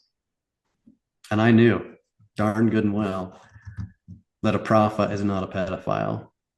Right. And so he couldn't claim the authority he claimed and be doing those type of things. And that's where I stepped out and really started investigating what's going on. How did we get here? And if this is the true church, why did God allow this to happen to it? And that's where I really started asking questions, because that's about as major of a faith crisis as you can come to. Oh, yeah. And something you believed in so strongly. Oh, yeah, absolutely. So everything's kind of set on the table now, right? You you're kind of seeing, and again, forgive me if I'm misunderstanding here, but it seems like there's been a slow buildup, right? Where you start thinking, okay, something's not quite right here, and then he kind of tries to play some of these mind games with you, Ammon, and you're just like, you're kind of going with it for a while. You go to Minnesota, and then finally they try to send you away back east again. You're like, you know what? I'm good, but thanks for the offer, sort of a thing, right? And Right. you kind of stand your ground. And then after you talk to your sisters, you start seeing everything laid before you, right? That is actual truth, right? And there's no denying it now. They weren't just empty allegations. This was coming from your family, and everything's starting to fall into place and make sense. Where does that Exactly. put you with the gospel overall? Do you have a moment then where you're like, is any of this true? So as a young person, I grew up reading a lot, and I read the journals a lot. I read the first 21 volumes of the Journals of Discourses by the time I was 18. Mm-hmm. And I felt like that really helped to ground the gospel into me, give me a testimony of the prophet Joseph. Mm-hmm. And I had, as a young person, gone and read about the doctrine of plural marriage because I wanted to understand why we live it. And, in our family, it was really messed up because my father had taken so many women. I mean, he had 78 at that point, and he didn't have a proper marital loving relationship with these ladies. A lot of them, I saw them just toil day and night to keep the family going. Most of them never had any children. And then there were always the few special ones. And I didn't feel like that was right. So I went and read what Brigham Young, Orson Pratt, and those men taught. And then I would read any family experiences I could find where children or wives wrote their stories of what happened. And I felt quite grounded in that and grounded in my testimony of the prophet Joseph. So when I learned everything that my father was guilty of, the first question that came to my mind is, where did we go wrong in this fundamentalist movement? Mm-hmm. Because I'd been taught about the 1886 revelation. Sure. And this is where we get into the doctrine. So in the FLDS, you read the story about the 1886 revelation, and it's presented as John Taylor got this revelation for the continuance of plural marriage, and he set up an order for it to continue. Mm-hmm. And, all fundamentalists believe that. But where it starts to go different in the FLDS is at that time, he appointed John Woolley to be the next prophet. And then John Woolley appointed his son Lauren to be the next prophet. Lauren appointed John Y. Bartle to be the prophet after him. John Y. Bartle appointed Leroy Johnson. Leroy Johnson appointed Ammon Jeffs. Ammon Jeffs appointed Warren Jeffs. And that's what they're taught. So my first question is, where did this line go wrong? So I first went back to my grandfather, and in trying to understand how my father could do what he did and get away with it, I learned that he had also harmed his own sisters and that his father knew it and did nothing about it, and actually continued to promote him and to give him more wives. So I said, okay, if my grandfather's promoting that kind of stuff, that's not what a prophet does. He doesn't promote this kind of wickedness. And I worked my way all the way back to the Woolies and started listening to the podcasts on here, and very much enjoyed the John W. Taylor podcast you did with Michael Ness. Oh yeah. Yeah. Those are very helpful because in the FLDS, pretty much we're told there's not really any history from that time. So this is what happened. And I come to find out in my opinion, those woolly men didn't consider themselves the prophet. They didn't consider themselves this one man that was standing in Joseph Smith's shoes. And therefore, the line's broken. They're following and claiming is their one true line. And I realize that in fundamentalism, the biggest conflicts come from claims of authority. Yeah. Between the groups. But that's where their one man line is that I just named to you. And if there's a break in that, none of that makes sense, what they're propagating. So does the FLDS just kind of like skim over Joseph Musser? My grandfather made a statement that all the apostasies from John Y. Bartle till the split in 1978 are Joseph Musser's fault. So he's looked on as the bad guy. So if anybody in the FLDS right now thinks Joseph Musser's a really bad guy. Ooh, that's interesting. It's almost like when the FLDS Church really becomes of age, and again, correct me if I'm wrong, I'm making an educated guess or just kind of, trying to read the forest from the trees here a little bit. But it almost seems like from the very beginning, there seems to be a bit of isolationism built into it, right? Not recognizing certain guys, glossing over some history, and just kind of deep sixing some information from its members to bolster their leadership's authority claims. Is that a fair assessment, Ammon? Yeah, very much so. Until today, then you shouldn't even be reading any books that my father doesn't approve of, which isolate you further. So I'll say this kind of talk really started around 1984 and grew as my grandfather took the leadership, and to the 10th power when my father took over. And my generation, and perhaps part of the generation older than me, don't really understand anything that went on with very much depth. And so the doctrine makes sense to them because that's all they've heard. Mm-hmm. Wow. And I know it's hard to understand the weight the prophet carries among that people. No, I don't think it. So Yeah, no, I can see how people can get there, right? Because I think we even have to back up further, right? And I've said this before, and I truly mean this, that that 99.9% of the blame, or maybe just we'll just say 95% of the blame, is on the leadership that within the FLDS Church that either perpetrated or went along with this.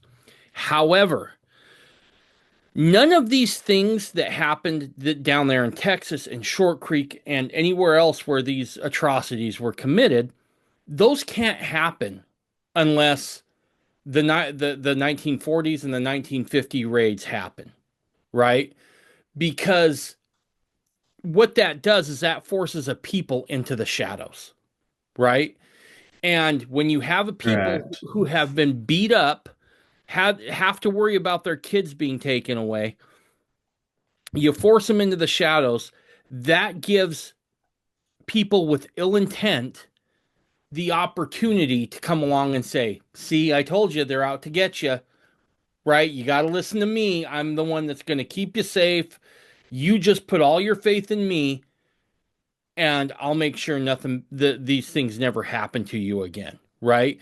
So the only way that this is truly possible to happen is if you set the table first, and you set the table by forcing a people into the shadows, and only nastiness happens within the shadows, right? um, Nothing good happens there. And so those raids and the people who perpetrated those raids, I shouldn't say people, but the entities that perpetrated those raids were the governments of Arizona, Utah, and quite frankly, the LDS Church, right? We know that they did have a hand in this. And I do believe that in some ways they helped set the table for some of these other men to essentially be able to enslave a lot of people. Correct. And the 1953 raids is a huge catalyst for it, really, because that's what I remember hearing about over and over as I grew up. And that's why we were so isolated from the world. We wouldn't talk to people out in the world. We wouldn't talk to a news person or anything because they were just out to get us. And that set the stage for a man to have a lot more power over the people. And then you have the contention that came up in the 1980s about the one man doctrine. And the group basically splits in half. The group that went with the one man doctrine now teaches very strongly your subservience to this one man and whatever he says, that he's your connection to God. And whatever he says goes. He can tell you what to do. He can tell you who to marry. And I know the placement marriage kind of started in the late 40s, but it was a slow build up, and it slowly built up through the years till you get to the 80s, and it was pretty cemented by then. So by 1990, no one got married unless the prophet married them. And that also gave him the power to take them away. And if you can control all the women and you can control the money that the people donate, you control the man. And if the leader can take your wives and children away from you, you're going to be pretty careful what you do so you don't lose them. Yeah. So that gave him immense power. I mentioned one thing that was off was the Adam God doctrine that was taught and is still taught. And to me, it ties in with the degree of power he has and is able to use with the people and the amount of control he has. Wow. So explain to me your father's or the FLDS idea of the Adam God doctrine. What is it? Okay.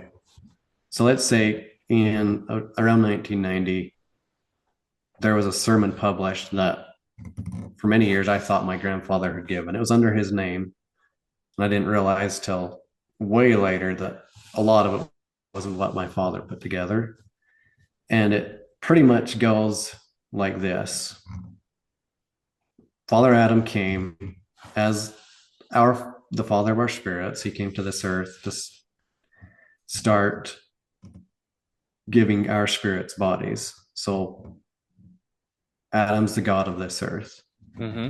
And where it starts to get mixed up is he says Jesus Christ is Jehovah, and Jehovah is the father of Michael's spirit.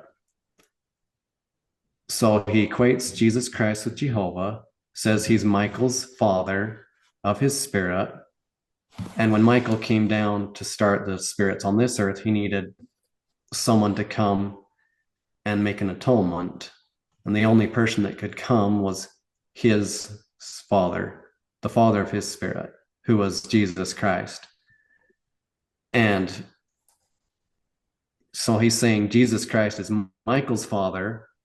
And then when Jesus Christ comes, he's Michael's son. And this is the way the gods do it, is this sort of reincarnation. Anyway, so Okay, everyone in the FLDS, I'm trying to are you wrap mixed my up mind yet? around it. Yeah, I'm trying to wrap my mind around it. Okay, so it's like I'm so, I'm sorry, I don't mean to make jest here. I'm just trying to figure this out. So like Jesus is his own grandpa? Yeah, Is that kind of what we're looking at? exactly. Okay. All right. Yes. I wanted to make sure it wasn't that simple, but apparently it was kind of that simple. Yes. So, and the way this gets carried away is so Jesus is way above Michael in Right. their understanding, and he's in charge of everything. Michael's just a little bit more to the side. Gotcha. Anyway, the way they're able to use this now is he slowly started to teach in the 90s that every one of the prophets on this earth has already been through a mortal probation on a different earth, been resurrected, and they're back here to help Michael exalt his children. So they're reincarnated too. And what that means in the minds of the people is that my father is already a god. Before he ever came here, he was already a god. And that makes him infallible. Yeah. And that can help you understand why he has the power he does over their minds, because they're thinking, well, this man's already a god. Maybe he's been a god on several earths before this, and we better just listen up. And if anybody says something against him, they're just fighting against him being a god. A So god. Whoa. Dude, that's nuts. Okay, so like the pharaohs in Egypt would be proud of that stance. Like they taught something kind of similar, right? They were God incarnate on the earth. right. Oh man. Okay, so at any point does your father ever acknowledge that? Does he ever try to say, I am this guy from this time or anything Yeah. like that? Yeah. In 2011, he told us that his god name was Eloi Helga. Anyway, that's the first time I heard him admit it. And now he claims that he's been part of Godhead on other earths. And he's to the point now where he'll say he's receiving word direct from Elohim and not Jesus Christ, because Jesus Christ doesn't quite understand all that's going on. And he's, in a way, set himself above him. So And I'll he's even say set himself above Jesus Christ. today, but at the Wow. same time, he's quite schizophrenic too. So he's Sure. totally removed from reality. Sure. So I'll give him that little bit of room. But Wow. Well, and see, in oh, go ahead. I'm sorry, Ammon. in trying to sort this out as I left, this Adam God doctrine, because that's a huge thing you got to put away, Right. is he's not a God. Gods don't hurt little children. Anyway, I was talking about this with one of my friends that wasn't in the FLDS, and it kind of dawned on me, if Jesus Christ was the father of Michael's spirit and had to be born as Michael's son, that's like me saying, if I attain to godhood like Father Michael, then I would have to be his father on another earth, and that's just blasphemous Right. to even think about that. Right. It's funny. People get upset with the Adam God doctrine as taught by Joseph and Brigham as being blasphemous, right? And I'm like, oh, bro, you don't even know, right? Like, there's Yes. another interpretation of this that will, yeah. Um, wow. And this is one of those things that Ammon, I think, is so important to understand, right? Is that I am for people believing whatever it is they want, right? As long as they don't infringe upon the rights of another, right? Is kind of the way I Correct. look at it, right? I'm very libertarian in that stance. I'm a guy who believes that the solution to bad ideas, whether that's religious or political or whatever, isn't to suppress the bad idea, but to counter it with a better idea, right? But Correct. that said, doctrine can have consequences, right? And so if a doctrine's espoused that turns a mortal man into a god in this moment, right? In this time, there are issues with that we need to be very careful about, right? Now, look, I know a ton of guys who claim to be the one mighty and strong, and a lot of them are really harmless, right? But there's a few that I'm like, bro, and that's just the one mighty and strong. That's not saying that you're already a god, right? That's a different ball of wax. And so when that gets put forward that, hey, this guy who's leading us here on this earth right now is a god, how can you combat that, right? The only way would be to put forth a correct understanding of the nature of deity so that everything could get put back into its proper place, right? um Look, I'm a Right. guy who studied a lot of different faith traditions before I settled on Mormonism. And I remember there was a theologian, I can never remember his name, and I've tried hard to find it, but I know I read it somewhere. And he said every heresy begins with a misconception of deity, right?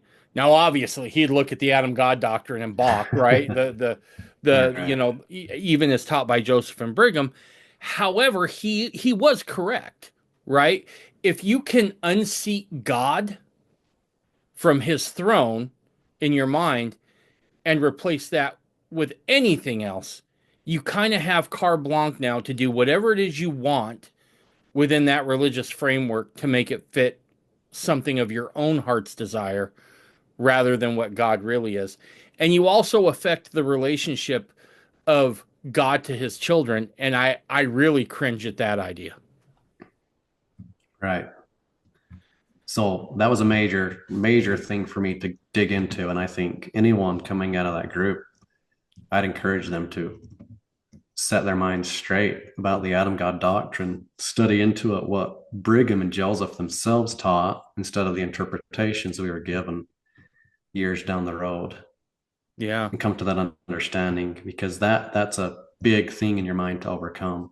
absolutely. And Go one ahead. thing I've recognized too is whenever someone starts to abridge people's free agency, then you may know they're in the wrong. Yeah, And if you're part of a movement that you cannot question, that's when you better start asking questions. absolutely. Let me ask you this. Where did you go to get a correct understanding of the Adam God doctrine, right? Because it's one of those mysteries that while you can find allusions to it in the scripture, it doesn't necessarily always spell it out 100%. So, what kind of material, if someone was to come to you and be like, "Hey, I'm coming out of this group. What do I read in order to get a good understanding?" Where did you go? What did you read to get your mind wrapped around a proper understanding of the Adam God doctrine? Okay, so I went back to Brigham and Young and Joseph Smith's talks, and I was going to sit down with one of my relates through the Bartle line. So I'm related through my mother. I'm a descendant of Ianthus Bartle, who is John Bartle's brother. He was associated with the Woolies and the beginning of the fundamentalist movement. And he has a lot of descendants that are fundamentalists outside of the FLDS. And I went to sit down with him and discuss this, and I pulled up a quote from Brigham Young in the journals. And Brigham Young very expressly stated in there that the Father of our spirits and the Father of the Spirit of Jesus Christ is the man who came to the Garden of Eden to start this earth and the population of the humans on it. And that was Father Michael. And that was my answer. I was quite shocked to find it put so plainly. I don't remember ever having heard that quote as I grew up, where Brigham Young expressly stated that Father Michael was the father of Jesus Christ, spirit and body. And that put to rest what my father and my grandfather had taught me. Mm-hmm. And and so I did a deep dive searching up anything I could from him, John Taylor, Wilford Woodruff, Joseph Smith, any authority in the church in those days when it was actually being taught, and read what they said about it. There's some journal references from George Buchanan. And I also came onto this podcast and listened to any episode you had done with fundamentalists on the Adam God doctrine, where they bring all those quotes in and talk about it. And that really helped me out. And I'll say several of my siblings, I have several sisters that are also married in plural marriage to other fundamentalists outside of the FLDS group, Good for who them. kind of went through a lot of this at the same time as I did. Good for them. So once you have that put into place, a proper understanding of deity, if you will, what happens from there for you? Do you find that your spiritual life is kind of reinvigorated at that point? Do you start digging? Are there other doctrines that you start digging into to check the veracity of that were taught to you? Yes. So, of course, you dig through the one man doctrine, the one man, and how did we think we had a line of authority that maybe we didn't have? And I really went back to the history of what happened from 1890 till the 1930s, 1940s. And you have excellent episodes on that. I have my grandfather on my mother's side. He has brothers that are still alive that I've talked to and learned some of this from. But then I'll say the podcast series you did on that, some of the best information you can find, the history of what actually went down in those days to understand why we're at where we are now.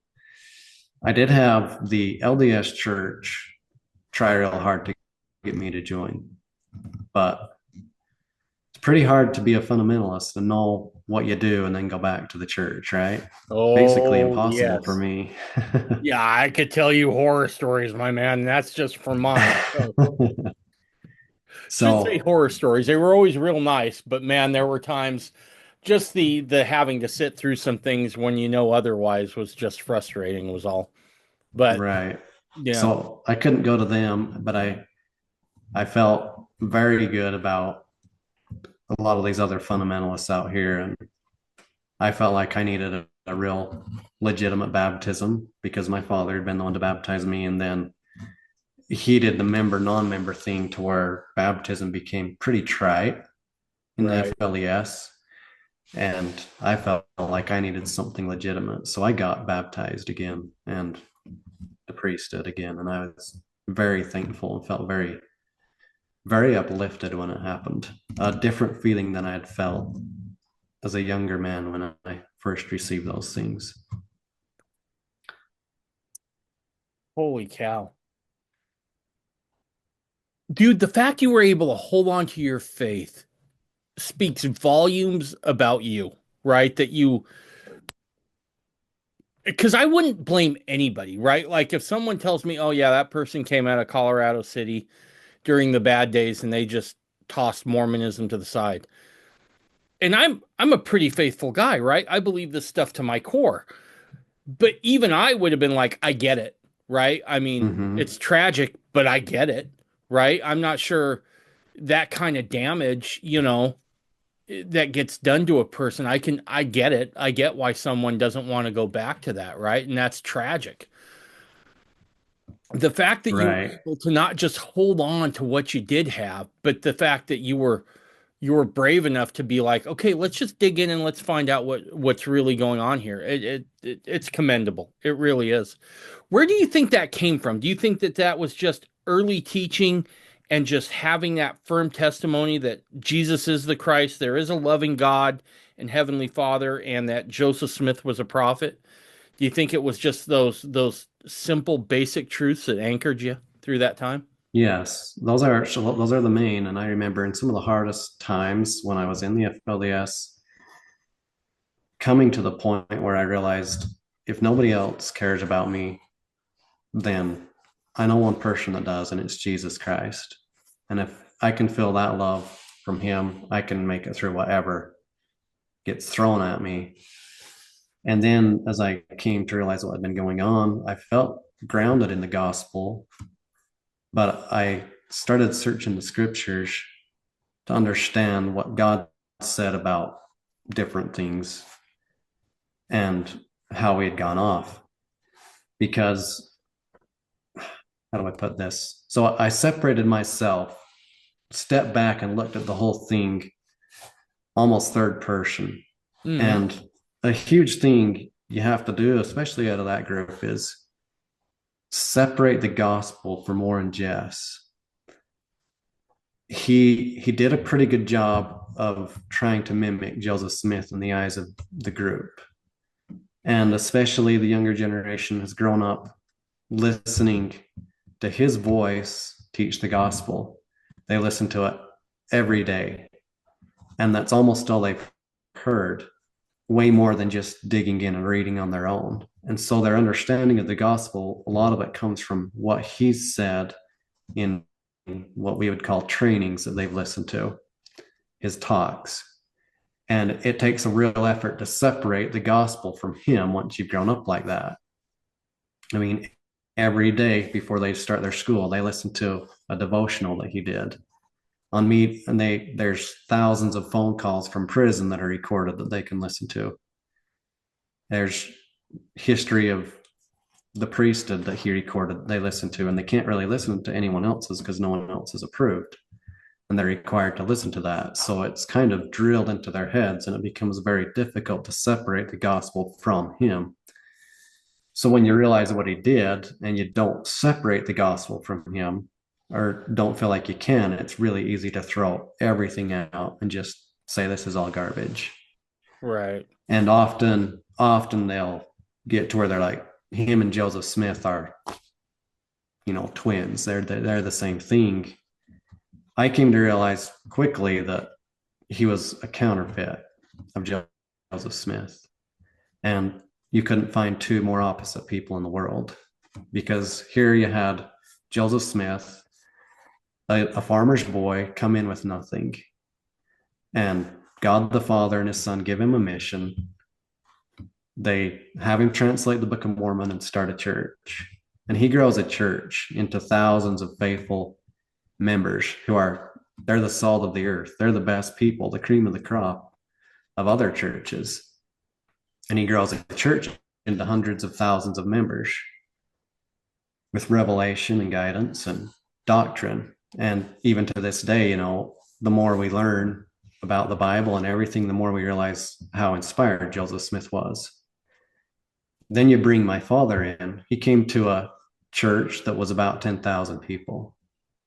And he pillaged and destroyed and broke up, tore families apart, broke everything down, and destroyed everything. So it's the absolute opposite of what Joseph did. And that's one good way to look at the difference between the two men. One built, one destroyed. Wow. Another thing that I came across in the Bible, so he at the time he had forbidden marriage, right? Forbidden having children. He had also started to forbid meat. And there's a quote from Paul and Timothy, I think, that says, "In the last days there shall come a man telling you to abstain from marriage and forbidding to eat meat. These beware of."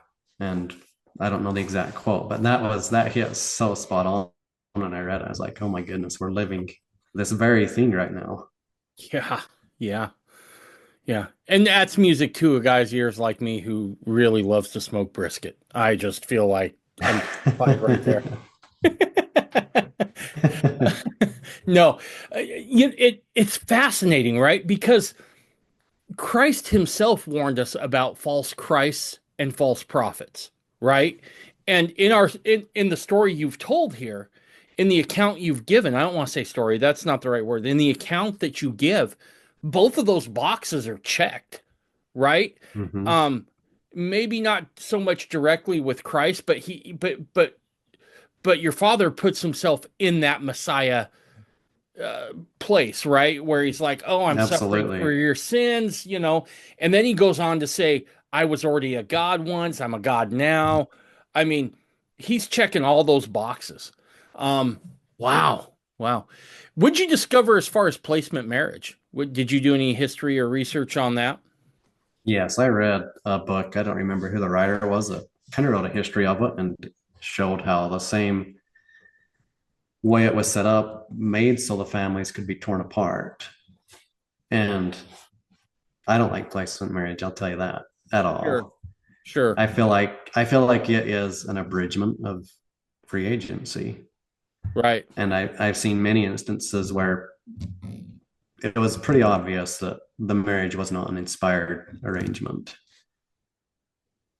And Right. and now I even know he made statements to the effect like, "We'll give this man a wife to humble him," or "Tell this girl we're going to marry you to this man and it's going to be a test for you." Things like that happened Huh. that don't sound at all like revelation. So I'm grateful because I got to choose my own wife and I wouldn't have it any other way. That's awesome. That's awesome. That's awesome. And you still have a testimony of plural marriage? Absolutely. I love the principle. I was born through it. I love my mother who was faithful in that. My father did wrong. I absolutely admit that and feel like what he did was a great stain on the principle. And he was not living the principle correctly. But I have honorable progenitors who did live it right. And I'll say David William Ward Jeffs, who was one of the men associated with Joseph Musser and other men in the early days of fundamentalism. His father, William, and William's father, Samuel, all lived plural marriage. Right. So I wouldn't exist without it. And I've seen it lived beautifully by families that tried to live it right. Absolutely. Absolutely. Um, I got some more questions, but I want to make sure that is there anything that we haven't covered yet that you really want to get to or cover before I ask these questions? Um, I think I've hit most of the nails on the head. I'm sure I'll think of a ton of things when we get done. Well, you know But what? I've told everyone this, and it's true. You have once you've been on once, you got a standing invitation. All you gotta do is give me a call. You got my number now. I'll bring you right back on. I don't have a problem with that at all, Ammon. So let me ask a couple of questions here because I feel like that this is important for us as fundamentalists outside the FLDS to kind of get a handle on here. I think we've shown where things can go off the rails, right? Overbearing, anytime someone tries to infringe upon your agency. And look, I count holding your family hostage as an infringement of your agency, right? Anytime you right. can't speak out against an individual because you're afraid of the pushback, that's an issue. That's 100% an issue. Um, Hmm. and how certain doctrines and ideas can set us up for failure, if you will. With that said, and you have a uh, a perspective here on the FLDS that I certainly do not, that many of my listeners do not. How is it we as fundamentalists on the outside of the FLDS Church, what can we do to help those who are still there? Is there anything we can do? I would say perhaps the best thing is to be inviting, and there's a stigma attached to the FLDS that's really hard to get past. Mm-hmm. And I don't blame people for the prejudice they feel. I really don't, because we stood up for what went on for way too long. And I'll say the people are very ignorant of what's going on still in the FLDS. For the most part, they believe the very same things you and I do still. Sure. And if they can see, especially as things accelerate and continue to fall apart there, that there are people that still live the gospel the way they hope to all their lives, there is I think, a very good chance that more of them will come and want to live the way we're living instead of throwing it all away as they learn the truth. So I think being inviting and ready to help them understand. And it's really hard to come out and have people start pointing at you and say, hey, you guys are believing this crazy thing and that crazy thing. You're all wrong. We're right. That's really hard and a really quite a turnoff for people to Mm-hmm. hear. So the invitation is probably one of the biggest things, the kindness, realizing that we aren't out here to destroy them. We're not out trying to take their lives. We're not trying to take their homes. We're just here to help and to live the gospel, to rub shoulders. Yeah. Yeah, absolutely. And I think you hit on something so important, right? Is this idea of not scoffing at somebody for what they believe in, at that moment. I am a walking example of a guy who's evolved in my beliefs, right? Not like the Darwin kind of evolved, but as you gain, I gotta clarify that. As you get more light and knowledge, things become more readily apparent, right? And Hmm. so often we want to use that as that knowledge we have is kind of a badge of honor, right? And I've always said within the gospel of Jesus Christ, those who have more knowledge should be the greatest of servants, right? That's really what we're called to do is to point others towards Christ. And you're not going to be able to be an effective servant by telling someone, "Hey, I told you so," or telling someone how weird their beliefs are, right? I Right. think we have a task in front of us that is one of service to our brothers and sisters who were caught in that I'm sorry, that horror show that we have to really minister to now in a very effective way. And we're gonna have to kind of be on our game. Right. Where does the group stand now? Where does the FLDS stand now? What's their membership look like? What are they up to these days? So when I left in May of 2023, uh, the membership, the amount of people still supporting stood at around 5,000. About half. And yes, and then real faithful members were about half that number, the loyal and faithful. And there's always a bleeding every year, more come out. And there's not really any children being born. So the group's not growing. And there's for sure no converts. Nobody's going to join something that's going on like that. So the group's slowly breaking down, but there's still a lot of people there. And they're probably the people that are the most faithful and grounded in the gospel, I would say, as far as their beliefs. They're the ones that have been the strongest in not giving up, even if some of what they believe is in error. And that's why I feel a lot of hope for a lot of people there that would still come out and continue to live the gospel if they could just see through the darkness, see the light through the darkness. And there's still a path forward for them to fulfill what they feel like is their mission of being a group of people that are living the gospel in preparation for Christ's second coming. Absolutely. Let me ask you this, Ammon. Do you ever get emails of people from the group that are wanting to leave? Every once in a while, I get people asking questions. And generally, if someone in the group wants to ask you a question, they probably won't tell you their name Okay, until they really get grounded in what the choice they're going to make. gotcha. Gotcha. So just being available is the best way to help. Very, very good thing to be available and willing to listen and not laugh at what they have to say, because some of it might sound kind of funny at first. Sure. And that's just the result of the isolation and being taught that everyone is out to get you, and the world's and everybody besides them is trying to destroy them. That's what all those children have grown up being told. Yeah. Yeah, absolutely. Whew. So with all this said, I want to ask you this question in conclusion.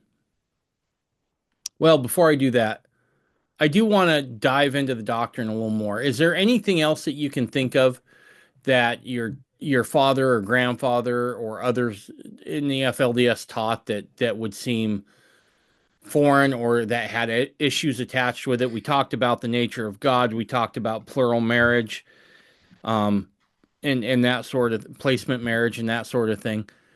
Is there any other big Yes, doctrines that they taught that you could obviously see now are false? I brought up that part in the atonement where he claims he atones, and Right.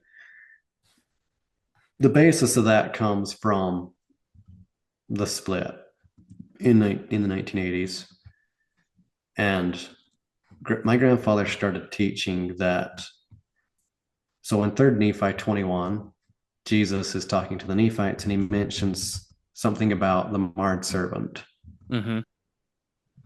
And my grandfather started to tell the people that Leroy Johnson was the marred servant that was spoken of in 3rd Nephi 21 by the Savior. And, Leroy Johnson had the shingles and suffered a lot before he died. And they began to claim it was some sort of atonement. Well, my father took that scripture in the Book of Mormon and applied that to his father and later to himself, that he's the marred servant. Mm. And that meant that he was suffering an atonement in his capacity like Jesus did.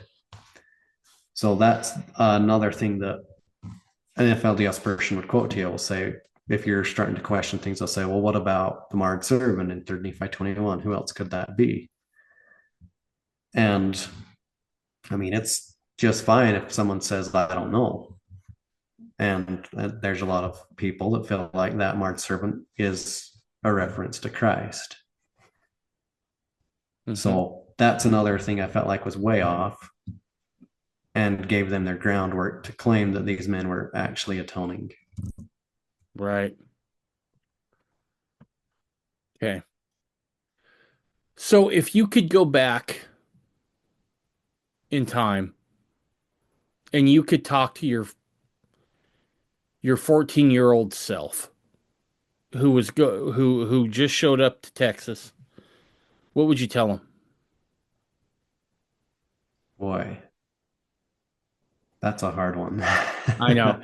Because there's so much experience stacked in there. You know, there's experiences I'm grateful I had that helped me learn and grow, and then a lot of experience that I probably have been okay without. But I would tell myself that it's okay to ask questions. It's okay to study the scriptures and to understand why we live the way we do, and to find out if what you're living is actually the right thing. It's okay to learn that as a young person and have the courage to stand up when you see things are wrong and go choose the right and make an effort to find what is right so that you can go to that source, whatever it is. Because I would never want to tell myself you can just leave, Right. because the implications of that can be huge, especially if you give up on the gospel in your confusion. I think you hit on something so important right there, right? Because for those of us who were on the outside of that, who were never in the FLDS church, we don't understand just how tightly the gospel was woven into the whoever the current leader was of the group, right? And so this idea Right. of, well, why don't you just leave? Well, you can't just leave or else you're damned, right? Yeah. There's no other word for it. You are damned. You will lose your family. Everything that you hold dear will be gone. Right. And And you so, almost lose your identity. yeah, you don't really, and again, you can please correct me here if I say anything wrong, but you really don't have an identity. Your identity is formed through that one man. Is it, does that make Right. sense? Correct. And so you don't really have the identity of your own, right? Um, it is absolutely dependent upon that guy who's on top that helps frame your point of reference about who you are. Right. In the case of the FLDS Church, right? I want to be careful here. I don't want to throw all one man churches under the bus, right? Um, but it does lend itself to this sort of thing happening, right? Um, Mm-hmm. and we have to be super cognizant of that. We have to be able to separate that. And I think you hit the nail on the head, right? Is again with that whole leaving thing. For those of us who've been on the outside and are used to exercising our own agency, it does seem like a reasonable question. Why don't you just leave? But it's not a reasonable question to those on the inside who've been victimized for years. Um, Right. It's real similar to letting a caged animal outside suddenly. They don't right. even know what to do. Absolutely. And Absolutely. I want to add in here the difference between Joseph Smith and what he set up and what you find in the FLDS is Joseph Smith was accountable. He could be held accountable if he went astray Yeah. by a council of priests with the presiding bishop. In the FLES, you cannot hold your leader accountable if he goes astray. There's no way to do it. And any council he set up, we're just there to raise their hand and say yes to whatever he said, or else they got sent away. So there's zero accountability for him. What Joseph Smith set up, there is accountability. And that's a massive difference there. Gotcha. Gotcha. Yeah, no, that's a very interesting observation because look, we know, and I want to say this, it was unjust, but we do know that Joseph did submit to church inquiries, right? He did he did go before certain men to make an account of stuff. And I do Right. find that interesting that Joseph never put himself above the law, so to speak, but yet other men who came saying they were his successor did take that stance. Right. That's the Joseph was willing to raise men up to his knowledge and to his stature. He brought men that were strong and made them apostles, gave yep. them positions in the church. He didn't feel threatened by them.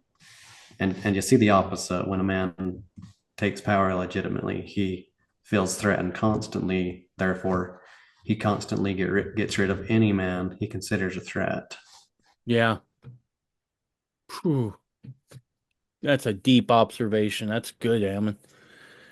And I think what you said there too is so vitally important is that you don't have to start at almost zero or at zero, but you got to get close, right? You got to be willing. And that's one of the things that's jumping out at me here as we've had our conversation is that in your case, you were willing to be like, okay, I've received a testimony about Jesus Christ and Joseph Smith's prophetic role. Let's anchor to that and then let's rebuild, right? And Right, correct. That's exactly the I find it very interesting that as we've talked about it, right? And if you don't build on that foundation, you're going to be weak, right? There's no way around it. The foundation is there to give it strength. And so being able to have that foundation is super super important. And also the other thing that you said that I really liked is to question, right? So often I think in religion that we view questions as a sign of weakness.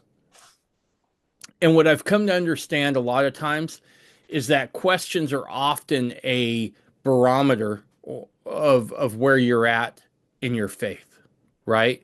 It's often an indication of how mature you are eh, based on the questions you asked, right? And let's not forget that Mormonism starts with a question, right? Mormonism You're starts right, with exactly. Joseph Smith going to the grove after having read the Bible and going, "What church do I join?" Right? That's how this whole thing starts, is with a question. Right. And if anybody tells you, "Well, don't question, just trust me," that's when you should question the most. The most 100%. is when you should question. Because if someone's telling you just take your word for it, that's concerning, right? In matters of your faith, in matters of your eternal consequence, you take that to God, right? And I'm not saying that you can't have trusted confidants around you and friends to help you keep you on the path. But if someone says, "No, no, don't worry about what the book says. Just listen to me and I'm going to get you there." That's when you should even ask questions even more. And I do feel like in Mormonism, we have been blessed with enough information, as you've attested to here, Ammon, right? We have the Journal of Discourses, right? And there's a lot of great things in there, right? I would also say some of it, Right. is just dudes talking, right? Which is cool to look at. But there is a lot of doctrine in there that we can look at and glean a lot of information from that can help reinforce good doctrine and good ideas. And so Right. they're absolutely out there. One final question. What would you say to anyone who's going to hear this that might still be in the FLDS church? I would say there's a lot of hope for you to continue to live the gospel, even if you choose to step outside of that group, see the light, see what's happened in the FLDS for what it is, and you still want the gospel. There's a lot of people willing to help you come to understand it's 100% okay to ask questions and to reground yourself in the gospel and come to a knowledge of the truth for yourself. I mean, go back to Joseph Smith. Why did he go to the grove to pray? He read, if any man lacketh wisdom, let him ask of God, who won't upbraid him, but will give to him liberally. And that's the kind of God we worship, not one who demands you don't ask questions of anyone in authority or who you think is in authority.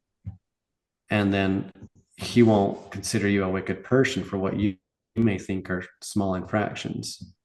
And I can't emphasize enough in the group the fear that God is angry over very small matters when he is not. He's a kind and loving God that is right there just waiting for us to reach out.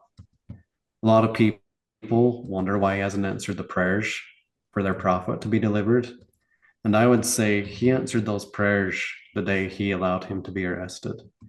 Because if you understood the depth of darkness he was promising to come teach, which we did not understand at the time, but he had stated a few weeks before he was caught, he would come to the temple and start to teach us new things and bring us into God's presence. Well, if we realized the darkness of what he was going to start teaching, we'd look upon that time as the answer to those prayers.